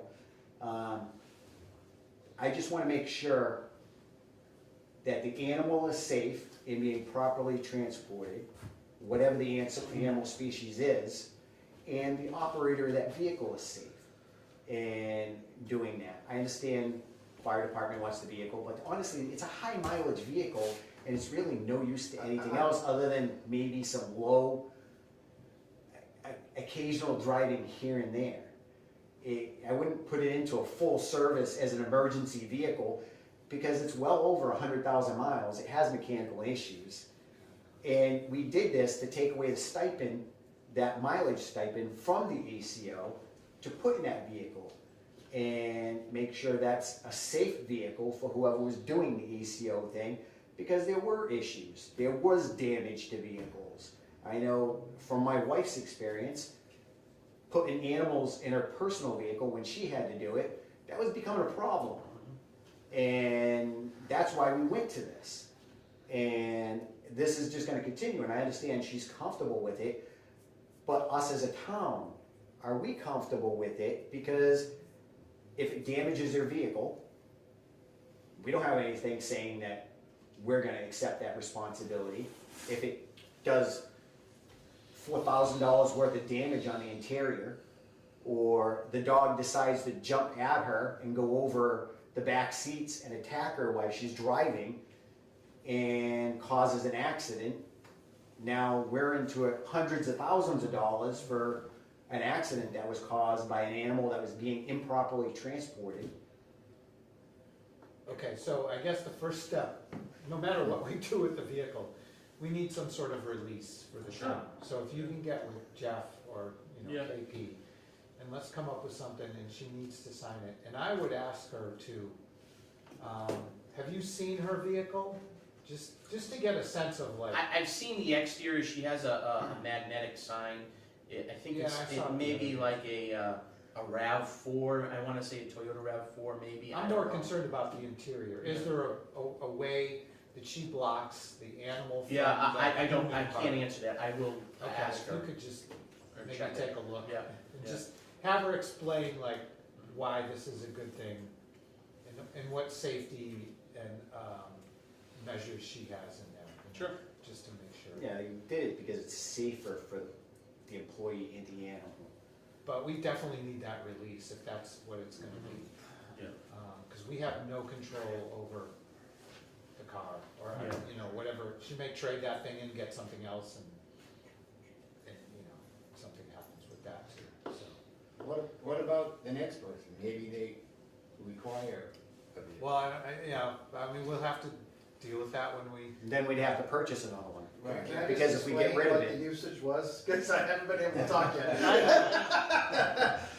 So, again, the vehicle has been sitting there for months. I've asked Jim several times as to what the plan was for the vehicle. To my knowledge, he has said multiple times, could you please take the vehicle, could you get it registered, could you see what's going on with it, and nothing's been done.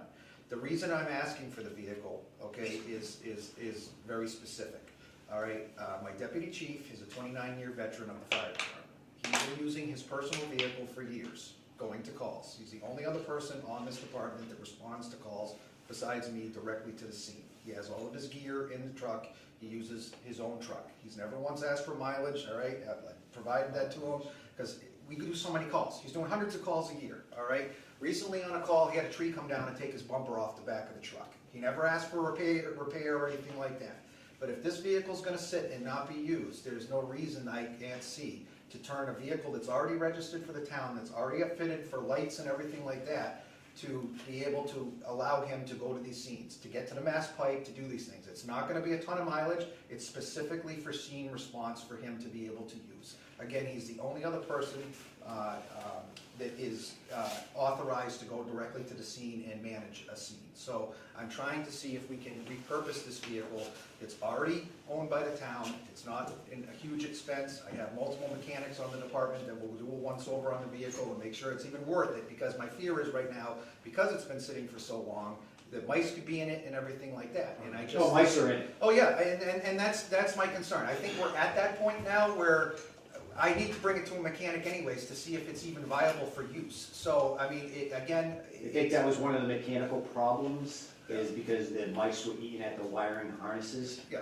That's what's the problem, is because, again, there were animals in the vehicle, there was dog food in the vehicle, and with that stuff, the We'd have rodents to do get in there we'd and have cause to do a massive problems. overhaul of it, you know, there's no doubt about it. But, you Yeah. know, in all fairness, the fire department was the one that prepared the vehicle for the animal control officer in the first place. We put hours and hours worth of work into taking the lights off of it and decommissioning that vehicle to begin with, so it could be turned over to animal control. And if they're not gonna use it, I would just ask that we be able to. I would suggest animal control release themselves of any liability from the town before we even consider this.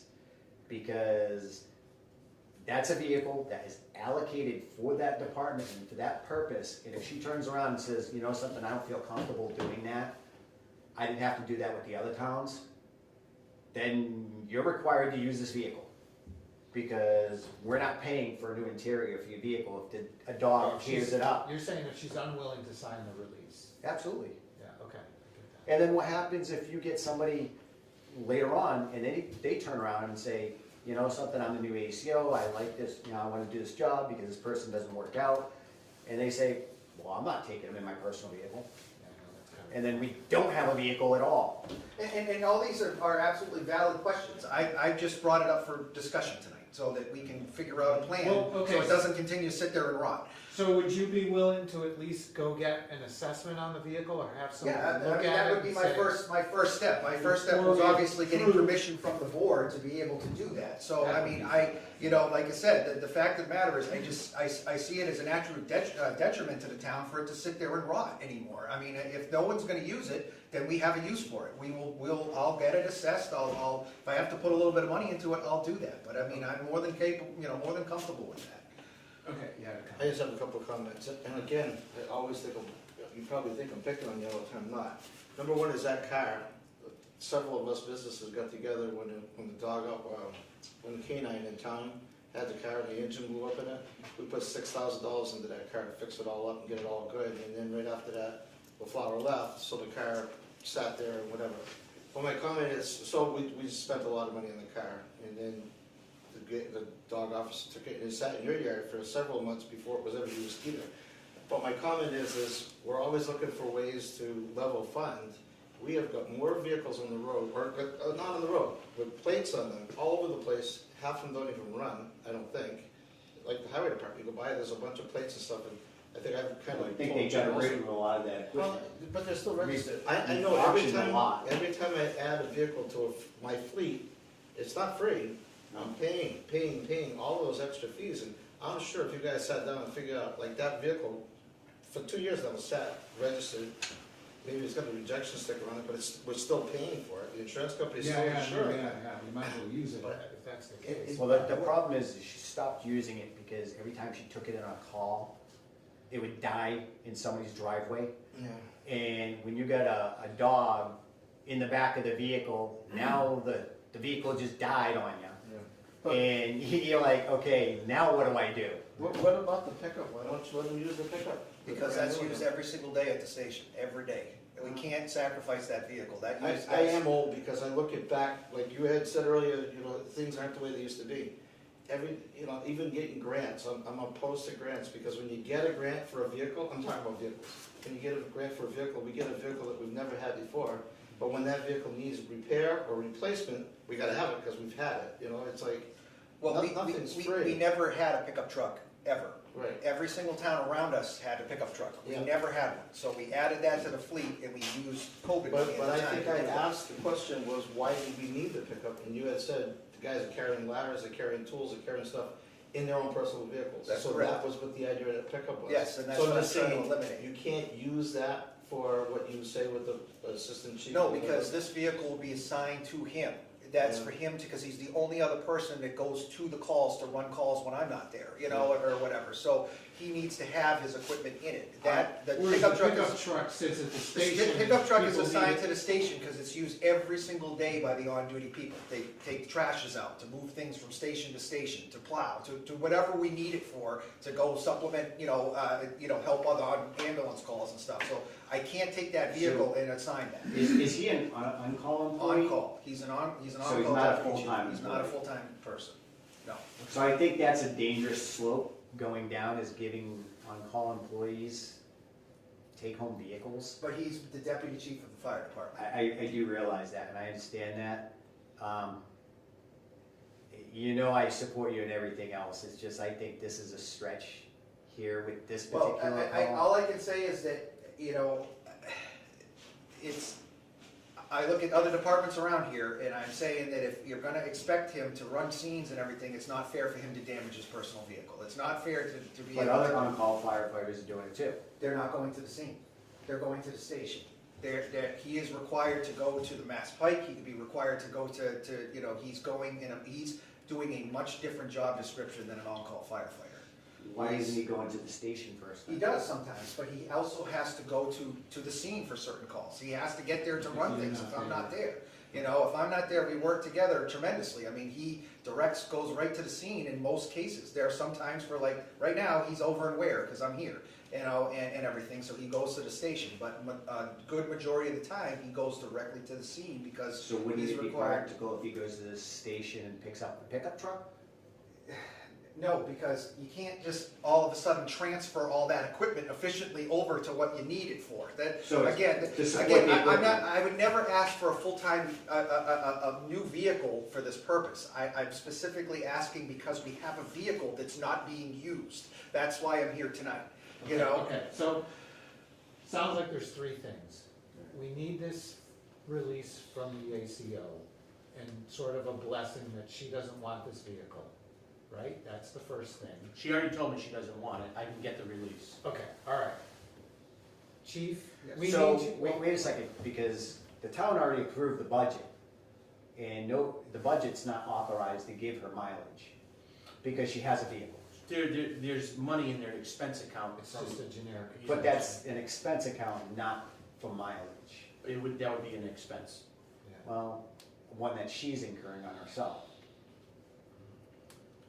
Okay, so 2 is, you're gonna do some sort of assessment, get an Yeah, idea of what it's if gonna the board cost. is agreeable that if she's able to sign a release on it, I'll be more than happy to take it over and take it, look at it. I have multiple mechanics on the department, we'll go through it and see if it's even worth salvaging at this point, Yeah, okay, that would be fine. Then the third thing is, do you know, or can you check, do we have any other vehicles that aren't being used? I don't know of any other. Mr. Fountain thinks we do.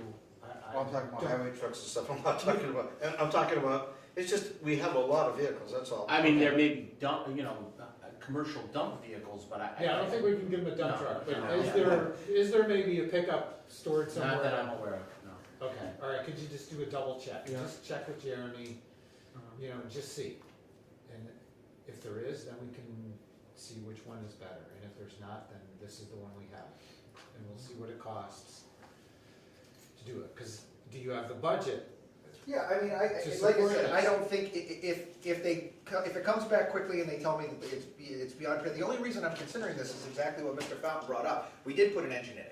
So I wouldn't even have come to the board if that hadn't happened, because I still see some use for this vehicle if we can resurrect it, so that was the only reason I'm asking for this, so that I can take the liability off of him after he incurred some damage to his personal vehicle while out serving the town. I'd like to fix that little gap, and in the future, we'll figure out how to, if this vehicle fails, I've already talked to Chief Millette about the next time a cruiser comes up, we'll recycle that one, you know what I mean? So I'm just trying to keep a way where he can have his gear to do his job, to respond to the scene, and make it safe for him with taking liability off his own personal equipment. So my thoughts with that is that that's an animal vehicle, and it's very specific, because there is an animal cage in the back of that vehicle with fans and stuff to keep the animal cold. When it hits certain temperatures, they turn on automatically, windows go down, the whole thing. So it's a very specific vehicle for that purpose. I completely understand that, that's not lost on me, it's just that, that's great, but it's not being used, so. All right, so we have direction, are we good? Okay, all right, any other, I think we've moved on. No, I think we've covered everything on that one. All right, I'll be happy to do that, guys, thank you. So why don't we Okay, put that back on the agenda Yes. for the next meeting? Can you have some, at least a cursory or some sort of assessment done, like in the Well, next few what weeks? I would ask tonight then, is if the board would just either take a vote or a poll that says that you would agree for it to go, so that if she writes that letter, yes, I can go take it over there in the meantime to get it looked at. Well, I think we want to see the assessment on how much it's gonna cost to do that Yeah, before I you think- even do it. Yeah, I would be. So Just take get it a to the quote, assessment, yeah. get a quote, and see if it's gonna cost, because if it's gonna cost you 10, 12 grand to put in that vehicle, let's send it to auction, because it's not worth it. Well, no, what I'm asking though is if you guys would say we can do that tonight, that's fine. I just, based on her writing that refusal that Jim has, that's fine. I think that needs to come first before I bring it over and do anything. Yeah, sure. That's all I'm asking, is just that if you're in Well, we agreement with still our don't even idea. know if we can give it to you, because we don't even, I think if you shorten that time, get it evaluated, because while he's working on that, you can bring it to a mechanic, see if you can fix it, so when we come to the next meeting, you say, okay, this is how much it's gonna cost to fix it, she's good with dumping it, and we can sit there and say, okay, we're good with this, versus kicking this can down the road and saying, okay, well, how much is it gonna cost to fix it now? Okay, I'm not explaining this. What I'm trying to say is that I will be happy to do that, but I'd like to get permission from the board so that, because if she comes back and says I'm not gonna sign anything, and I've already brought it over to do it, I put the cart before the horse. So I'm just asking for the board's permission to say that, yes, you can go ahead with that as long as she signs that release, That's and fine. then I would bring it, as soon as I know that that's gonna happen, I would bring it over to get looked at. I don't wanna do that before. Coordinate with them. Yeah, I just don't wanna do that before, bring it over there, if all of a sudden she says she's not gonna, that's not what she wants to do and stuff, because then I've just wasted the time to do that anyways, is all I'm trying to say. That's, All right. Well, we need to get it fixed anyways. So So if the she first- wants it, we gotta get it fixed. Yeah, so the first step is talk to her. get her if you design. want, I'll bring it over, I will do that, if the board wants to fix it either way, I guess I can bring it over and get it looked at. I was just trying No, we to don't do wanna it in the do that. right, Well, in the no, right order. That's actually a good idea, because either way, we'll know how much it's gonna cost to fix it. Because if we turn around and say, okay, she does want it, but guess what? It's gonna cost $12,000 to fix this thing, to get it roadworthy. Then we might wanna sit there and say, well, do we really wanna dump $12,000 in a vehicle that's 126,000 miles? We might wanna look at another option at that point, because it might not work out for him or her. So either way, we need to know what's wrong with it. if we can even fix it. I can Get it have it looked at, I can certainly do that, you know, we'll have to jump it and everything like that. I can certainly do it, but, you know. Because I know the mice have done a lot of Well, damage. and again, my understanding is that one or both of them were asked to bring it for an inspection and get it looked at, and that just never happened. So, you know, before it fails completely, or we have no chance of anyone using it, I'd like to have that done. All right, so you're good to go ahead and get it assessed, and we'll work on, Jim, we'll work on Okay, thank you. the release, which we really need. Thank And you then for- next meeting, we'll have this on for a Yeah. final vote Yeah, to determine what the What to do with it. disposition of this vehicle is. yeah. Can I just ask the chief one question? Yes. Have you checked with, what the heck's his name there, Steve Crystal, is there anything the state has that? I mean, I certainly can, you know, I I was gonna put the feelers out to other fire departments to see if they had any repurposed, or police you know, departments, that was my next step, if Yeah. this didn't work, but I didn't wanna take that step when we had a vehicle that wasn't being used. But, so certainly, if this comes back and it is a $12,000 or $15,000 fix, my next step would be to find another option, but I felt that we had an option in town, and that's why I wanted to bring it here Maybe you tonight. could sell the car that's up there and give her the money to buy something better with less mileage. Well, yeah, Yeah. You know? I mean, like I said, we you know, we did a lot of work on it originally before Tammy took it, you know, so we're familiar with the vehicle, because we, you know, put a lot of it together, or took a lot of it apart, I should say, in order to turn it over there, so. So the good thing we do have going for us is it is a canine vehicle, and those are rare. A lot of departments do want those vehicles, and you might get a police department, if we do put it up for auction and say, okay, it's not gonna work for us, another police department might jump on it and say, well, yeah, jumping $15,000 into that is gonna work for us, I because wanna- that's what we want it for. Unfortunately, I wanna say, if my memory, and again, I'd have to look at it, well, that's be part of the assessment, but I believe that the controls for, and maybe Tammy might know, but I don't think that the back is actually even working right now. I don't think that it's currently functioning, so it may not even have. The automatic door does open still. No, Or is it did? In the fan fan. system. I The believe fans that, did work. okay, so I was told that they weren't working, so I don't know if there's a wiring issue in there, or again, animals. No, there's a switch. So, okay. There's a switch you gotta flick in there on the back of the console that you can adjust it, and you can set it to temperatures, and Well, thank you for the support, I appreciate the understanding of what the mission is, I will take care of that next step. Okay, all right, sound good. All right, so we have some good news here. Review and discuss a wage authorization for the position of assistant assessor to start at step 9, $37.08 on the wage scale. So we have Priscilla, what's her last name?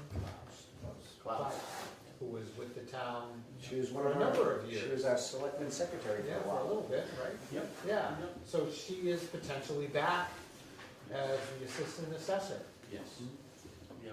So, members of the board, thank you very much. Before you this evening is a wage authorization. This has been quite a few weeks of talking with our Board of Assessors, with talking with Priscilla directly, we're talking with our finance team, and with our staff. You know, this position of assistant assessor has been vacant for almost 2 years now. It is a critical position within the town's financial team and structure.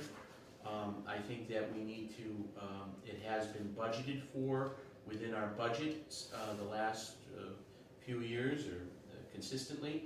You know, and the town's residents have not been getting the level of service that they've been paying for within this office. So, you know, I'm pleased to bring forward to consideration a wage authorization for Priscilla Klaus, a Warren resident who is incredibly qualified for the position. She's currently the principal assessor in a neighboring community. She is certified by the Massachusetts Association of Assessing Officers. She's had that designation for a little bit of time now, and I'm asking for her to start at at the step 9 at $37.08 an hour, and to bring the position down to 32 hours as opposed to 35 hours that has been budgeted for, and to this wage, or this hourly wage, would align everybody within the financial team at a same rate. And so Priscilla's position is a little bit different. The assistant assessor's position is a little different. It's not a contractual position. It is on the wage scale. So it's a little tougher to pinpoint exactly what the salary will be. The rest of the finance team for fiscal year 27, we want to keep everybody at 62.5, and so this would get us there or thereabouts, come fiscal year 27. So I think it's a win-win for the town. It's very positive. She's certainly qualified for the position. I think that this is a really an opportunity to staff the office and to staff it with experience. And so I hope the board can consider this, and our next step, if it was to pass this evening, I've been working with our Board of Assessors, Chair Deb Hardy and Jack Feeney and Christian Wood on making this happen. I attended their Board of Assessors meeting about 2 weeks ago now to get authorization, because they are the appointing authority for this. They've agreed to put this on the next agenda, so this could potentially happen soon. Okay. So we're not actually hiring, it's them that's hiring, but we have to approve the step. The wage. Okay. The Board of Selectmen have the power of the purse. Sounds I don't carry a purse. Yeah. But you have some. Sounds cool, I agree. I'm more of a wallet guy. Yeah. Hi, All Tap. No more walls. Yeah. All right. Any comments? She's worked for the town for years. She's always been efficient. She's knowledgeable. Just great. She's good qualifications. She's, the only reason she left the town was to move up in her position and get more advantage elsewhere. And I always commend somebody, if they can go somewhere and make more money, then so be it. But this seems to work out for her. This is what she likes to do. She likes to work with numbers, and I think she's a good fit with this. You've never had any issues with her? No. Great person, agree. All right. This case. Is there a motion? I'll make a motion to authorize, I'll make a motion to authorize the wage scale for assistant assessor to start at step 9 at 37.08 on the wage scale. Is there a second? Second, All in favor? David Dufresne? Derek Bailey's aye. Richi Hacker, aye. Motion carries. Thank you. All right, review and discuss a request from the Veterans Agent regarding a change in office hours.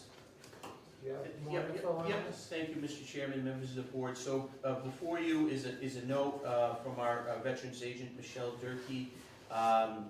She is taking on some additional responsibilities in some of her current towns. She's requesting that a change be accepted, a scheduled change in her office hours for Warren be changed to twice a month for 4-hour blocks each time. The remaining 4 hours would be by appointment only. She has been doing a lot with the Memorial Day parade and doing some prep work for some of that. She has indicated in this note that if she wasn't able to get this agreed upon, that she would have to resign her position April 30th. So You know, I think she's been doing a great job for the town. It would be a little bit of an adjustment, but I think that, you know, as long as we have consistent, you know, time slots for our veterans, at least twice a month, and then appointments by appointment for the 4 hours, I think we could make this work, given the fact that Michelle is qualified and has the experience with working with veterans and aiding them.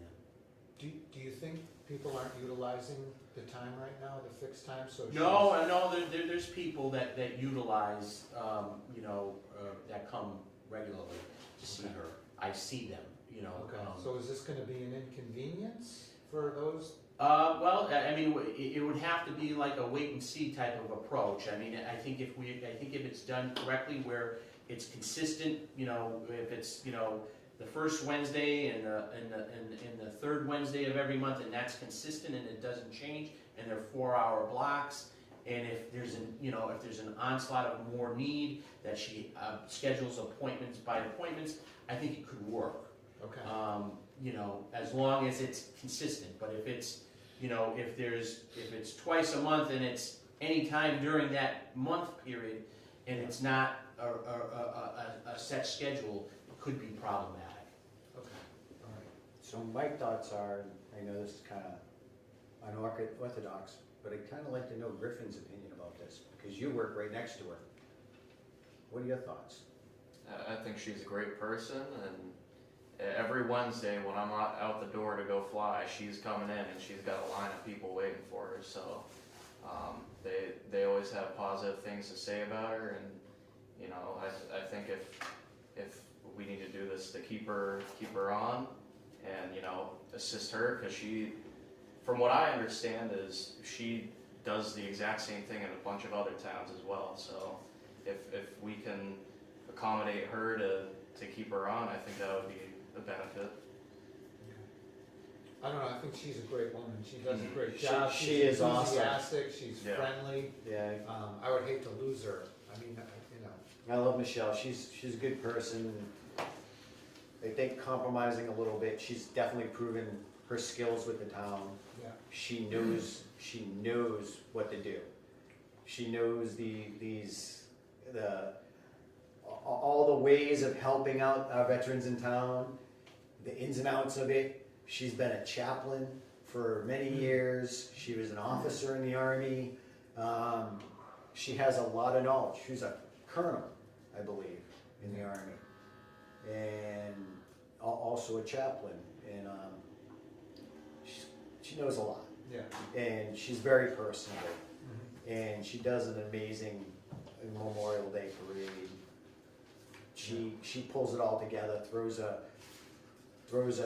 great barbecue afterwards for everybody, and I think she's definitely worth Yeah, anything we can do to help her, help our veterans.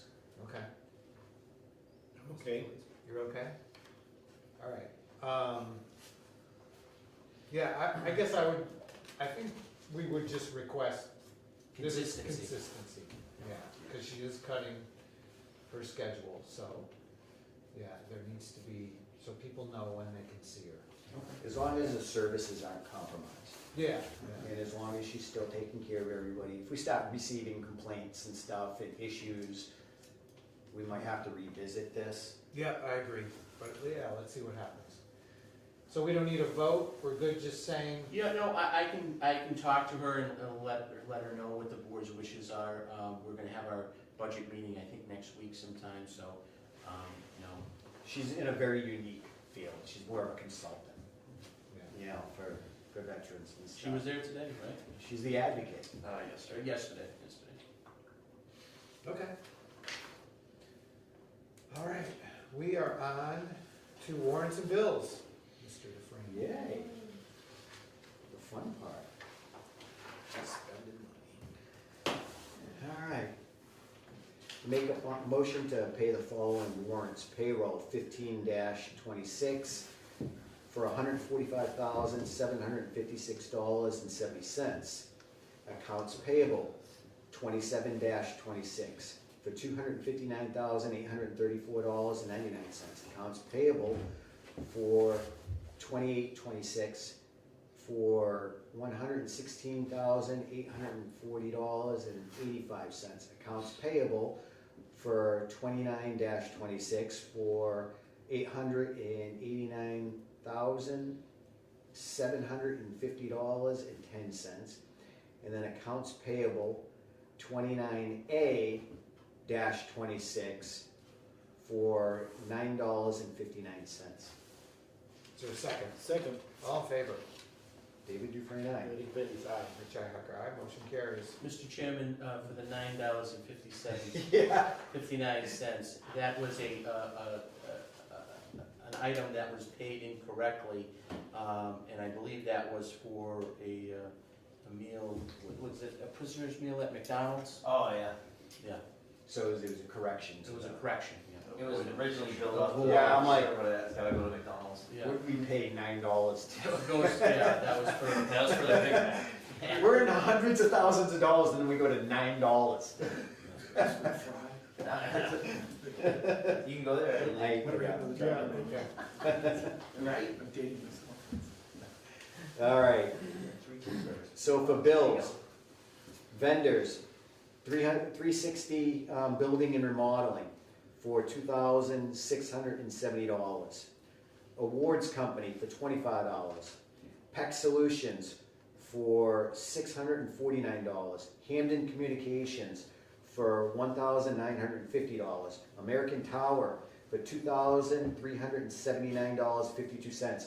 Entree Technologies for $3,273.76. What's that, Ducto? Ducto Electric. Ducto Electric LLC for $915.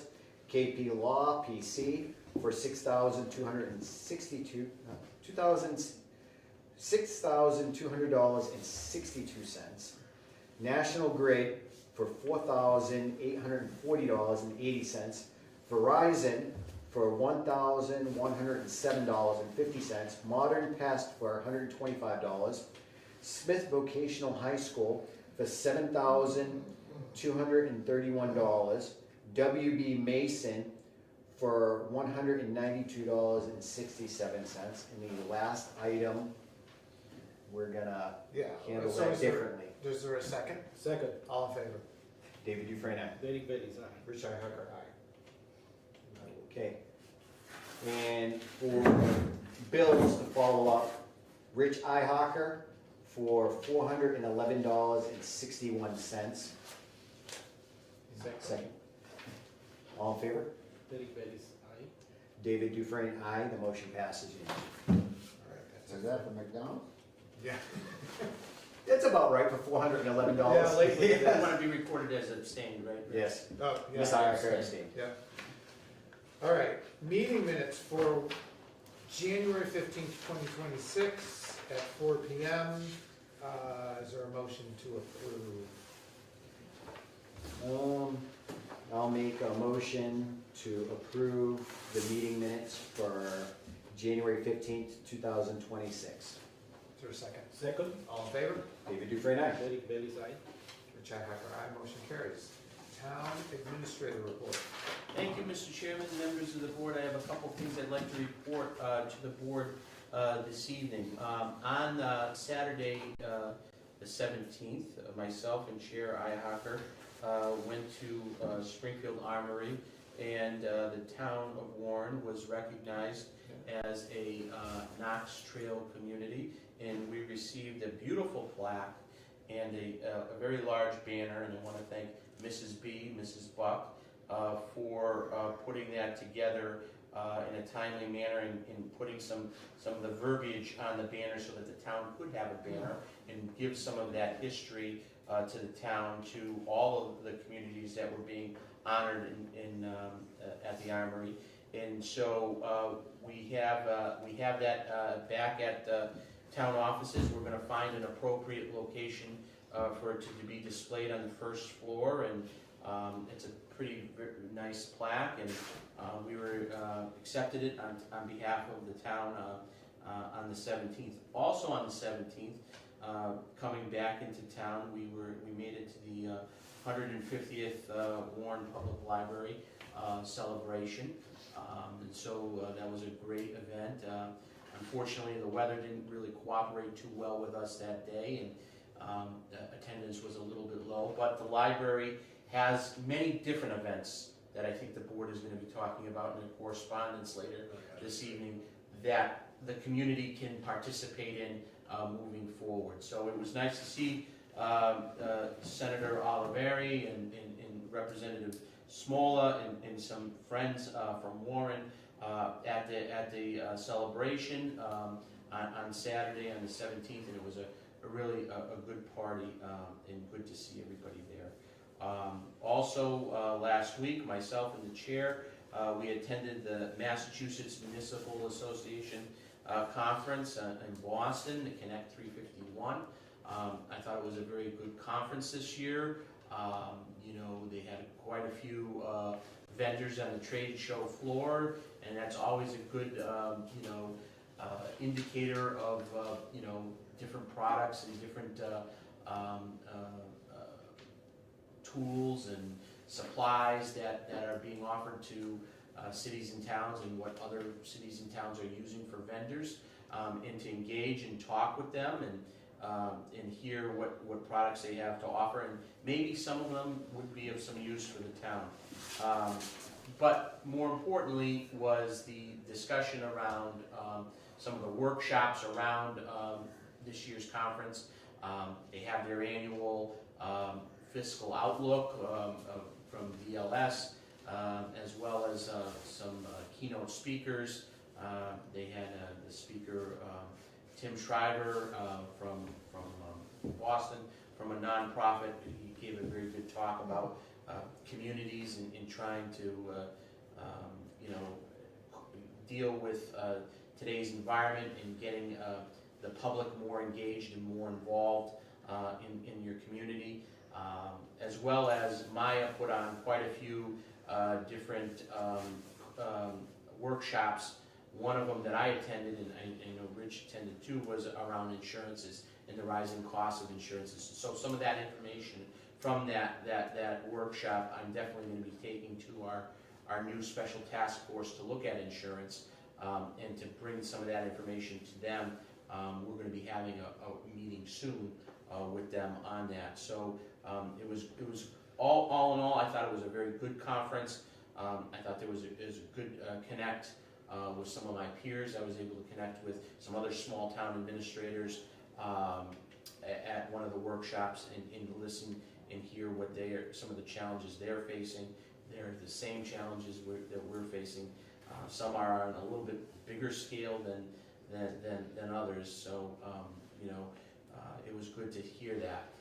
I do want to commend, I know Jeremy has left, but I do want to commend Jeremy and his staff. He's got a staff of about 6. And he's got contractors that he brings in too to help out. Local contractors to help clear the snow. And usually,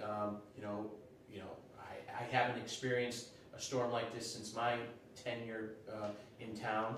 I thought my phone would be ringing off the hook. I received one call.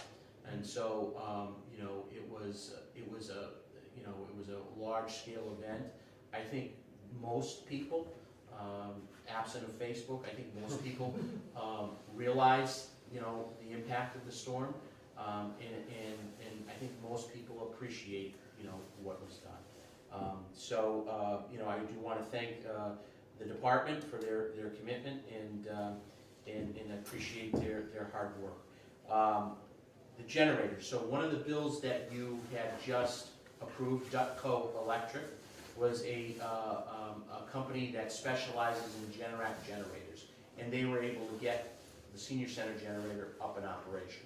I found them. They're out of East Long Meadow. Very nice gentleman. I called him back in December. I thought he forgot about me. He never forgot about me, and he came out.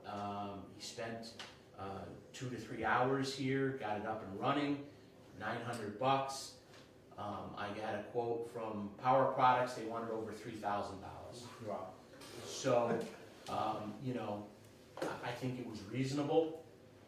I gave him a list of our generators, and their serial numbers and their model types. I said, get me a quote if you're interested in work for, servicing and maintaining them. That's what he specializes in. He specializes in Generac generators. He does quite a few servicing of them for commercial and some for municipal or state agencies. So he also does monitoring of them as well. He offers monitoring. There's a lot of different things, but I asked him to get me a quote. So I am going to get a quote from him as well as Bigelow, and hopefully that we can get somebody to really service it. I did tell Power Products that we've that we're moving in a different direction, and we're not renewing our service agreement this year. The service agreement was set to be signed, right now, in anticipation of having the service work done in May.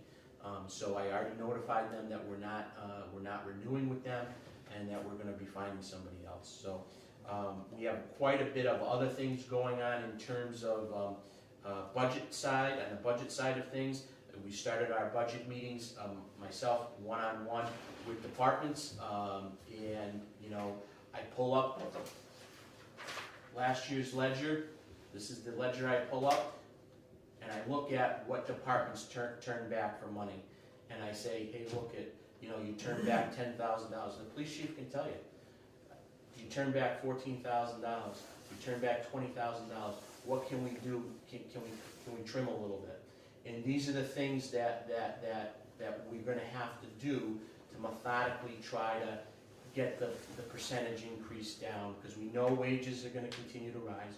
We know insurances are going to continue to rise. We got to try to get that number going in a different direction. And these are some tough decisions behind the scenes that the public don't necessarily see, that I have these discussions with the department heads to try to get them to see if there's a way that we can trim a little bit here and there. There's not a lot of fat in here, but there's some things that we can, you turn back this, what is there, could we do for an adjustment? And we do have those conversations, and I think it's important for the public to know that those conversations do happen, and they don't necessarily happen in front of the board or in front of the finance committee, but they do happen. And so this is all in preparation of the finance committee doing their job of reviewing the budget and making their recommendations in talking with departments. So we're trying to get it lean going into them and cleaned up, and so budgets are due back on the February the 6th to myself and to the FinCom, and I hope to have all my budget hearings wrapped up with departments by then. Again, they started this week. We have an onslaught of them next week, and they are going very well. We do have a department head meeting next Wednesday with Maya for our our risk management. We're going to be talking about a few different topics. Budget process, obviously one. New staff is another one. And we also had our town accountant start officially since our last meeting. So she has started. She's hit the ground running, and it's been very good. So we're trying not to miss a beat here, and we're trying to move forward. There is a workshop from the Department of Local Services on forecasting that I signed up for. It's free. I will be going to that. That's going to be in Greenfield, I believe, coming up on the 10th and the 24th, financial forecasting, that I'd like to attend that. We do have our sexual harassment and discrimination training with KP Law on the 11th, as well as there's a meeting on a Monday by the Rural Health Coalition, Rural Health Coalition, and that's going to be in Ware at 79 Main Street from 12 to 3, to talk about healthcare needs and healthcare access to healthcare for rural communities. I know we've all been invited to attend. I'd like to see if I can get over there for a little bit during that presentation as well. And that is my report for this week. Okay, any questions? No, busy guy. No questions, thank you. All right, thank you, Jim. All right, any new business? No, sir. No new business, old business? The money from the highway department? I'm being told that I just, this week, that the highway secretary had sent out an email saying that she had submitted $215,000 for the, of the reimbursement of the $315,000. So, I can't, Where's the other 100,000? they're, I guess they're putting that together. So I can't go, the Department of Revenue allows you to, one, look back for recertification. So I don't wanna go Yeah, and ask for 215, and if they certify the 215, then we're gonna have to wait for the other 100. But I only have until like March 1st, because after March 1st, they will not look back at any number. So I communicated that to Shelley and to Jeremy, and I'm hopeful that can happen. Okay, all right. This eventually needs to become priority, like several months ago. yeah, for the next round, right? Well, again, it's, should have been done. It's easy enough to do. Get it done with. All right, any other old business? No, sir. Okay. Correspondence, so what do we have? I think we have another. All right, so we just have a letter from the Quabog Youth Baseball asking about use of the Shepherd Building. There are some issues with using the Shepherd Building in general. So what we're gonna do is bounce this to the meeting on the 12th, and then have the building inspector also here to answer questions. Well, there shouldn't be an issue with this particular thing because they're not subject to open meeting law requirements. Yeah, And it's a bathroom issue. And it's for the kids. There's no ADA requirement. And if they're willing to put a portage on outside the building that they can use, that would sustain any requirement. I mean, this is kind of my thinking too, but I think we just want to like make it official Yeah. that, you know. Well, I know they want to get started soon, so Yeah, if we're meeting in 2 weeks. I think and we have to be careful because we have this waiver from the ADA board or. So so there's two issues here. One issue is, the building commissioner earlier in the fall had indicated to me that the gym at the Shepherd Building should not be used for any public venue because there's no bathroom. And at that time, we had an issue with the wheelchair lift. And so we had just received a waiver for the Architectural Access Board for a variance. And they said that there should be no public meetings or functions in the building, period. And even though that the wheelchair lift has no access to the building, they said, since you have this variance, the building's off limits. So the issue is the bathroom. The wheelchair lift is going to be fixed. The bathroom is the issue, and I think the board needs to have a discussion with the building commissioner to see, if there could be an exception. I did talk to him about a porta potty, and he wasn't too keen on it for, a regular public, permanent solution. So my question is, then we can't have elections there. And that was one thing that I checked with the state, as did Lori did, and Lori said that there is no requirement from the state, as I did with the Secretary of State, to have bathrooms available at a polling location. so we're good with that. Okay, so we don't wanna discuss this too much, cause it's really an agenda item, so, stay tuned on the 12th. All right, so, the Warren Public Library, their next event is Saturday, February 7th, right? So Nellie O. Northrup is gonna talk about teenage life in the 19th century. So 3:30 p.m., Saturday, February 7th at the Warren Public Library. And they're gonna have something roughly like every month, every other month. So we'll announce them as they come up. And we got yet another discouraging report about a bridge, but this is in the same area as the last bridge,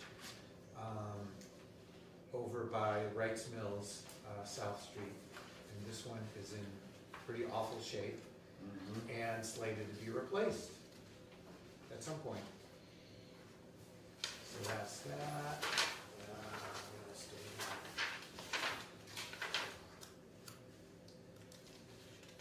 that. Oh, something from Superintendent Duff, just commending Jeremy Olson and the Highway Department for their outstanding efforts during the recent snowstorms.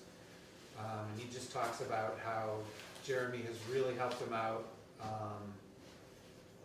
and collaborated with him to make decisions as to whether to open, whether to delay, and he's very grateful to Jeremy and his team.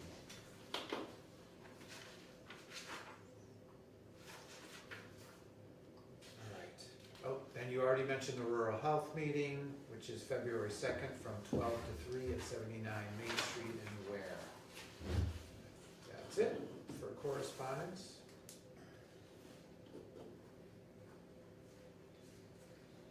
So we're on to comments and concerns. Any comments or concerns? No? Okay. Tomorrow, Friday, Saturday, and Sunday, come and watch Legally Blonde the musical. Okay, at Quebec. All right. 3 days. Tickets are on sale online. It's gonna be great. Second one is, my friend over here had this over in his desk, and I asked, what are these good for? I mean, it has like a little check inside, and it says this is not a check, but it looks like a check. What do I do with it? It's a pay stub. Yeah, it's, Can we, my point is, can we have them digital so we don't waste, this is like $5 each, and then we have like 10, it's like $60. Yeah. That's something that we can definitely look at. That is, it's out of the treasurer's office. I believe the treasurer did look at getting something, you know, a digital version of something like that. But the software and the computer and the subscription fees, you know, outweighed the cost of having those. I don't wanna make a big deal, but $60, it's $60 that we don't have. yeah. That's about it. Oh, you forgot to mention the World Health Meeting. No, I said that. Oh, did you? Yeah. Yeah. No. Do you have any comments or concerns? I'm good. I missed that part when you talked. All right, anybody in the audience? Go ahead, Tim. All right. Dave, I hold the title of being called Mr. A all my life, so don't steal it away from me. I've picked up a few of those over my years, and it's okay. I take it from the sources and I just ignore it. Always consider the source. Yep. Hey, so, last meeting, I did make some comments. There is a new sign on the bridge. I didn't see it. It's beautiful. It's yellow, very legible. So, somebody listened, I guess. I don't know. The other thing I wanted to talk about, the taxpayers have been coming in here, in the town meeting. You guys hear it. Taxes are too high, right? So, Dave made a good comment last meeting where government work is 3-4 times more than, and I remembered when you said that, about the $500 plus toilet seat. So I looked it up, it was 1980. And to make fun of it, politicians came to the podium wearing a toilet seat. If you Google it, it's kind of cool. So the waste, I guess, will never change, because that's almost 50 years ago, okay? So taxpayers, I guess, unless they want to unite and do something about it, it's going to be the same thing. But the other thing I want to point out is there's also waste of tax dollars. And I'm just going to be really quick. As a resident, if you drive up Winter Terrace, halfway up on the right-hand side, there's a white duplex, side by side. It's been empty for 3 years. It's a Section 8 housing. So not too long ago, the board that I referred to as the dingbat board spent about $80,000, put a new roof on that building and some other work. It got inspected, the roof was fine, but the building's condemned. Okay, that's 80 grand, right? Well, what's 80 grand today? That's no money. So, but it goes on from there, hang on. So now they got $1 million grant to knock that one down and build a new one. But it goes on from there. $1 million ain't gonna do the job. So it's gonna cost more money. It's been empty 3 years. There'll probably be another 3 years before anything gets done. They had to pay money to move the people out of there. All the people, there's about a half dozen people, were all involved in that process, right? They got paid, they got raises, they got promotions. That would never happen in the private sector. But yet in government, the waste goes on and on and on. Now, I can even give you bigger amounts over the years, but why bother? We're never going to get the money back. The point I want to make is this. I came in here for 3 years, and this mainly is because of the person that got appointed to our housing by this board, okay? Which I refer to as the dingbat board. Now, after almost 3 years, they all resigned at once. Thank you, dear Lord. But, even though I came in and, tried to get some kind of result done, or get some kind of help, it didn't happen. Now, I'm not blaming you guys directly, because it's the system. The system is no good. And you guys know it, I think you said it, okay? But you can't continue like this, and the taxpayers are gonna do nothing but squawk, and you can't blame them. Why do you wanna waste all this money? You gotta do something about the system.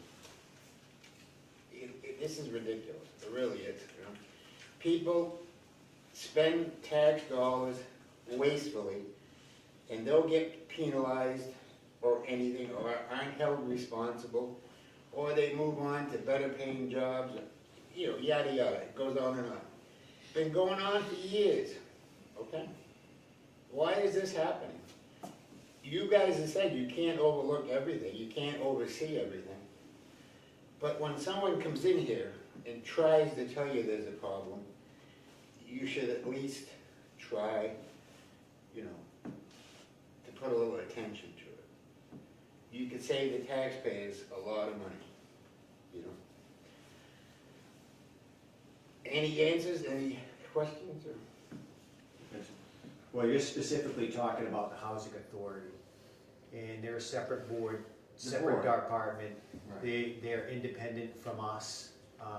Right. We appoint one member Right. to that board, And that's the person that. and that's it. Yeah, but Dave, we got stuck, I said this to you many times, we got stuck with that person for 3 years until they finally left town, thank goodness. Right? But you guys could have stepped in, you guys appointed that person. that person should have never been on that job. Cause just all the stuff I just told you, she authorized and signed for all that work, right? Millions of dollars. Millions of dollars before that with another person. Since the other person left that been there 30 years, we've had 5 directors come in and they all quit. Okay, hold on, just a point, though, we appoint a member of the board, not the executive Right. director, right? Right. No, So- you appointed the person to be on the board. Mary something, I forget her name. From that point on, she ran and got elected, okay? So we couldn't get rid of her, okay? Well, that's on you guys, because you guys elect her. No, the town In- election, that was a in- town election. okay? In, Of course. Now, just, all right, so listen. I don't want to take up time, I apologize. I came in here and I tried to delay an appointment, okay? Of another house, do you remember? A while ago? Yeah, no, you guys would do a lot of stuff. I can guess who you're talking about, but I don't know for sure. Yes. You can't, I I don't work on subtlety. I asked for a delay for 1 week of the appointment of a gentleman to the housing board, okay? yes, it said he's passed away. So, I'm not gonna talk bad about it, right? But I asked for that 1 week, right? All I'm gonna tell you is, my conscience is clear, because I knew the history of that gentleman. The last place that gentleman should have been at is the housing, okay? I think maybe you can read between the lines. Are we gonna allow for this? Yeah, because this is my last time I'm coming here, Ray. I want to understand, have these gentlemen understand, that their appointment to our housing, which you, I know, has had nothing to do with, you know, they don't have anything to do with it. Please make your point. so They Tim, can I appointed- just address one thing real quick? Yeah, The financial aspect of it, anytime it comes to town stuff, it costs a lot more money because we get paid prevailing wage. Right. We are held to a higher standard right. than residential work. So it's gonna inherently cost a lot more money to do anything when it comes from the town, a municipality, Yep. or some of those projects, because some of these things, when it hits certain thresholds, we have to have them bidded. I understand that. There's all kinds of requirements. Yes, we think it's a lot of money. Yes, I think we all think it's a lot of money for $30 million for a public safety complex. It could probably get done by a private person for a fraction of the cost, but we don't have that I opportunity. understand that part. We have to go by the rules, regulations, and the guidance that we're given by the state and the federal government and procurement laws and everything else that No, I goes get into it, I this. get all So that. it costs Yes, money. I understand, the $500 toilet seat, like I made in. Yes, Right. and we don't agree with it, but But when we you, still have to adhere when you to it. have people telling you that there's waste going on, bad decisions, wasting tax dollars, right? And you guys appointed that person, again, right? You did, you appointed her to the board, and that person wasn't any good from day one till 3 years. Cost the taxpayers a couple of $1 million. Why can't we bring that forward to you guys and you guys look at it? I know you're busy, you have many other things to do. you Because got your own that's, headaches. they're an independent board. We the thing is, we appointed one person, how many members are on the board? Well, there's 5 normally, right now we only have 3. All right, so we appoint somebody and they do what they do. There's a Right. board of 5 people to keep the other, each one of those people can keep the other 4 in check. No. If they all worked in concert, then, They keep me in line all the time, or at least the best they can, but so, and how can you say it's one person, because Because it was that one. 5 people? Because that one person was the chair of that board. And the other 4, as I refer to, were dingbats. Do you know what a dingbat means?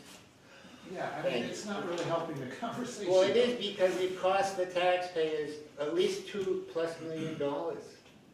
then And you you guys run this Tim. town. No, we. Tim, if you don't like it, run for the office and change it. Yeah, run There's against them nothing we can and do with change it. that board. Okay, It's Last- completely independent. last remark. Ray's getting a little nervous over here. Do you remember making a reference to a selectman and chair at the time that was taken down? You said, referred to it a few times. Do you remember? We had a selectman who was chair at the time that was taken off the position. Do you remember? Nobody was taken off position as chair. Yes. Was, Ray, do you remember? I don't remember. You made a reference to it a couple times. We've had selectmen that, they weren't taken out, they just didn't run. No, was chair at the time and he was taken down as chair. I don't remember that. I don't know. The chair rotates roughly once Yeah. a year, so Right. every He was year. selectman and he became Every chair. election, we try to change Right, it. and he became chair. And then the other selectmen, the other two, I forget the term, they took it down. Do you remember? How many years was it? 4 or 5, maybe 6? No, we were all here 4, 5, 6 years ago. Maybe 7? And frankly, Longer than they that, could yeah. have a vote right now, I think, they Right. could have a vote right now and- Yeah. and take me Take out it down, and right. install Derek, or it Right. could be a coup. Right. I'm gonna install 10. Yeah, we're gonna install You you. don't remember that, then? I don't remember that. No chair, to my knowledge, has been I'm removed. pretty sure you referenced it a few times. But anyway, that chair was taken down, right? You know, no, I can't be, Bob, I think, was it Rob? Who? Robert or Bob, but anyway, that chairperson, right? You say for me to run for an office or whatever, right? That chairperson was taken down, and this is from the horse's mouth. The reason he was taken down, one of the many reasons, but the top reason, he was running up a tab with the attorney, a big tab. Okay. And he was my neighbor, living in housing. So again, I know nothing about that. Everything that we do here is voted on in front of you, and we all vote on these things, and we all consult. Exact So, And Bob- Jim is a great, Jim is excellent. A double Exact point, you guys don't know that much, and I don't expect you to know it, because this is a lot of stuff that happens in the background. Just like there's a lot of things that happen in the background of this board that the public doesn't get to see, and this is the problem, you know? There's no way to discuss, there's no way, when I came in here a bunch of times and said this woman is wrecking the place, wasting our money, I never even got a blink, you know? It's like, well, we can't help, we can't help. But this goes on even today, as we speak, as I stand here. Money up there is being wasted, okay? But there's nothing we can do about it. I'm just trying to tell you guys, even though you don't have any power up there, this is why taxes are, you know, so high in this town, or any other town. Every other town's probably the same thing. I'm just trying to express, you know, the stress that is happening in an environment, even though it's a different world from you guys, right? We need help up there, we can't get it. And we should be able to get it through this board. That's all I'm trying to say. I'm not I think saying all that we you can do is refer you to a formal complaint avenue, if there is one, with the housing authority. I don't know if that's something you State can. Housing Board. Yeah, it's been Yeah. done. They've contacted, You talk to your Talk to senator, them. your house, rep. they've contacted Boston hundreds of times. Look, every other joint in this area, West Brookfield, where we have 4 or 5 empty apartments. Every time I come up here, I told you, that should be a red flag, okay? Anywhere else, it's 1, 2, 3 year waiting list. Doesn't that tell you there's something wrong with Warren Housing? So I think this is out of scope of us. Yeah, I know. It's in the housing authority, which we're not in charge of. Dave, it's in Warren. It is, No, but it's still. but also the water departments are in Warren too, and we don't have any say over them I because heard- they're independent. Yeah, I The heard- school, But you know. these are 70-plus people, Dave, that live in Warren. Most of them are seniors, okay? And you guys always say, we love our seniors, right? You do. about a dozen of them that go to the senior center, which is right here. And the rest of us, doesn't seem to matter. But we only have so much authority, Yes, I know. and we have to stay within our lane. Dave, There are formal processes for other There's such a thing things. called humanity, There is. Dave, humanity. So if all 70 of you, there's Yeah. gotta be a way to remove board members, there's gotta be a process. They You quit, have- they left. Finally, but it took 3 years, Richie, 3 frickin' years. Well, I mean, this And is. millions of dollars wasted. I don't know what to tell you. I know you don't. It's called elections. Yeah, I mean, that's. Elections have consequences. Yeah, you guys started it with that one major dingbat, and we get stuck with it. Again, I apologize for taking so much time, but we're still in dire situation up there, okay? We have nobody that's running the place right now. We have a fill-in, a nice young lady, but she's doing 2 jobs. She was out sick for a couple of weeks. She's going to class because she wants to get the director's job. We have 3 members of the board, 1 left over from the dingbat board, which I thought was all gone, but anyway. We need help. I don't know what else to say to you. I don't know Run how. for election and change it. Yeah, it's. That's what we've done. We sat there, we all wanted to change something, we seen something that we didn't agree with, and we ran for election, and we We ran changed. for planning board, we ran for select board. And look what you got. We've done a lot. You have. We've done a lot of good. You guys honestly are the hardest working people we've had. I've said that before. But you're not helping everybody in this town. We help who we can, who we have authority to help. Go ahead. Does this board has any kind of like an audit that they do to them? Audits, they No, that's out they of get, our lane.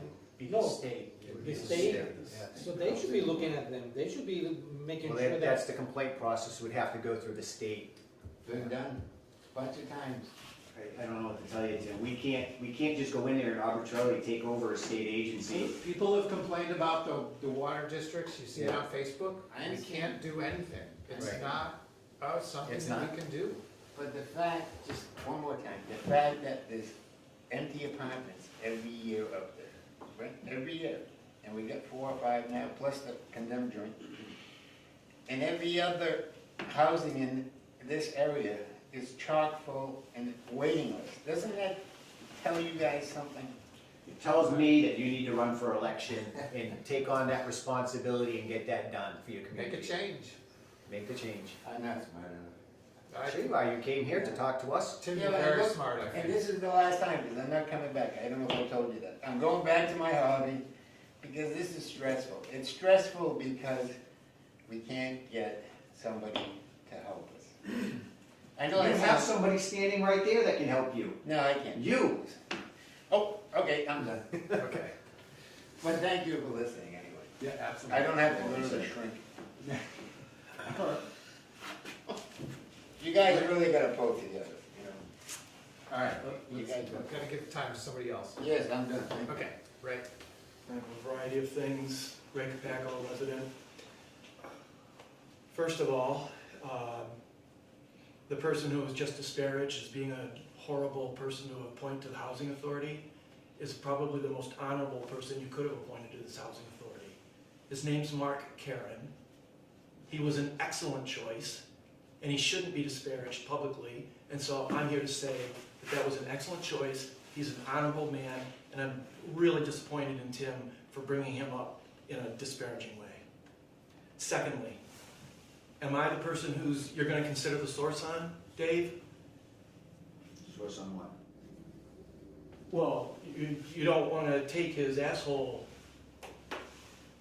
reign away from Oh, yeah, him. when you called me that word. I Yeah, so you're going to source. consider me the source? Oh, yeah, you said it. Yeah, I did, because So I it's, consider because it's the a source. valid, because it's a valid critique I of can what say you that did, about which I'm you going to too, address, which I'm going to address in a moment. I'm sure you will. And so you're going to consider the source Yeah. and just disregard it. Oh, That's what yeah. you said, just disregard the source. Okay, so you can just tune out now because I've got a few things to say to hopefully a couple other of your fellows here who might listen to their constituents.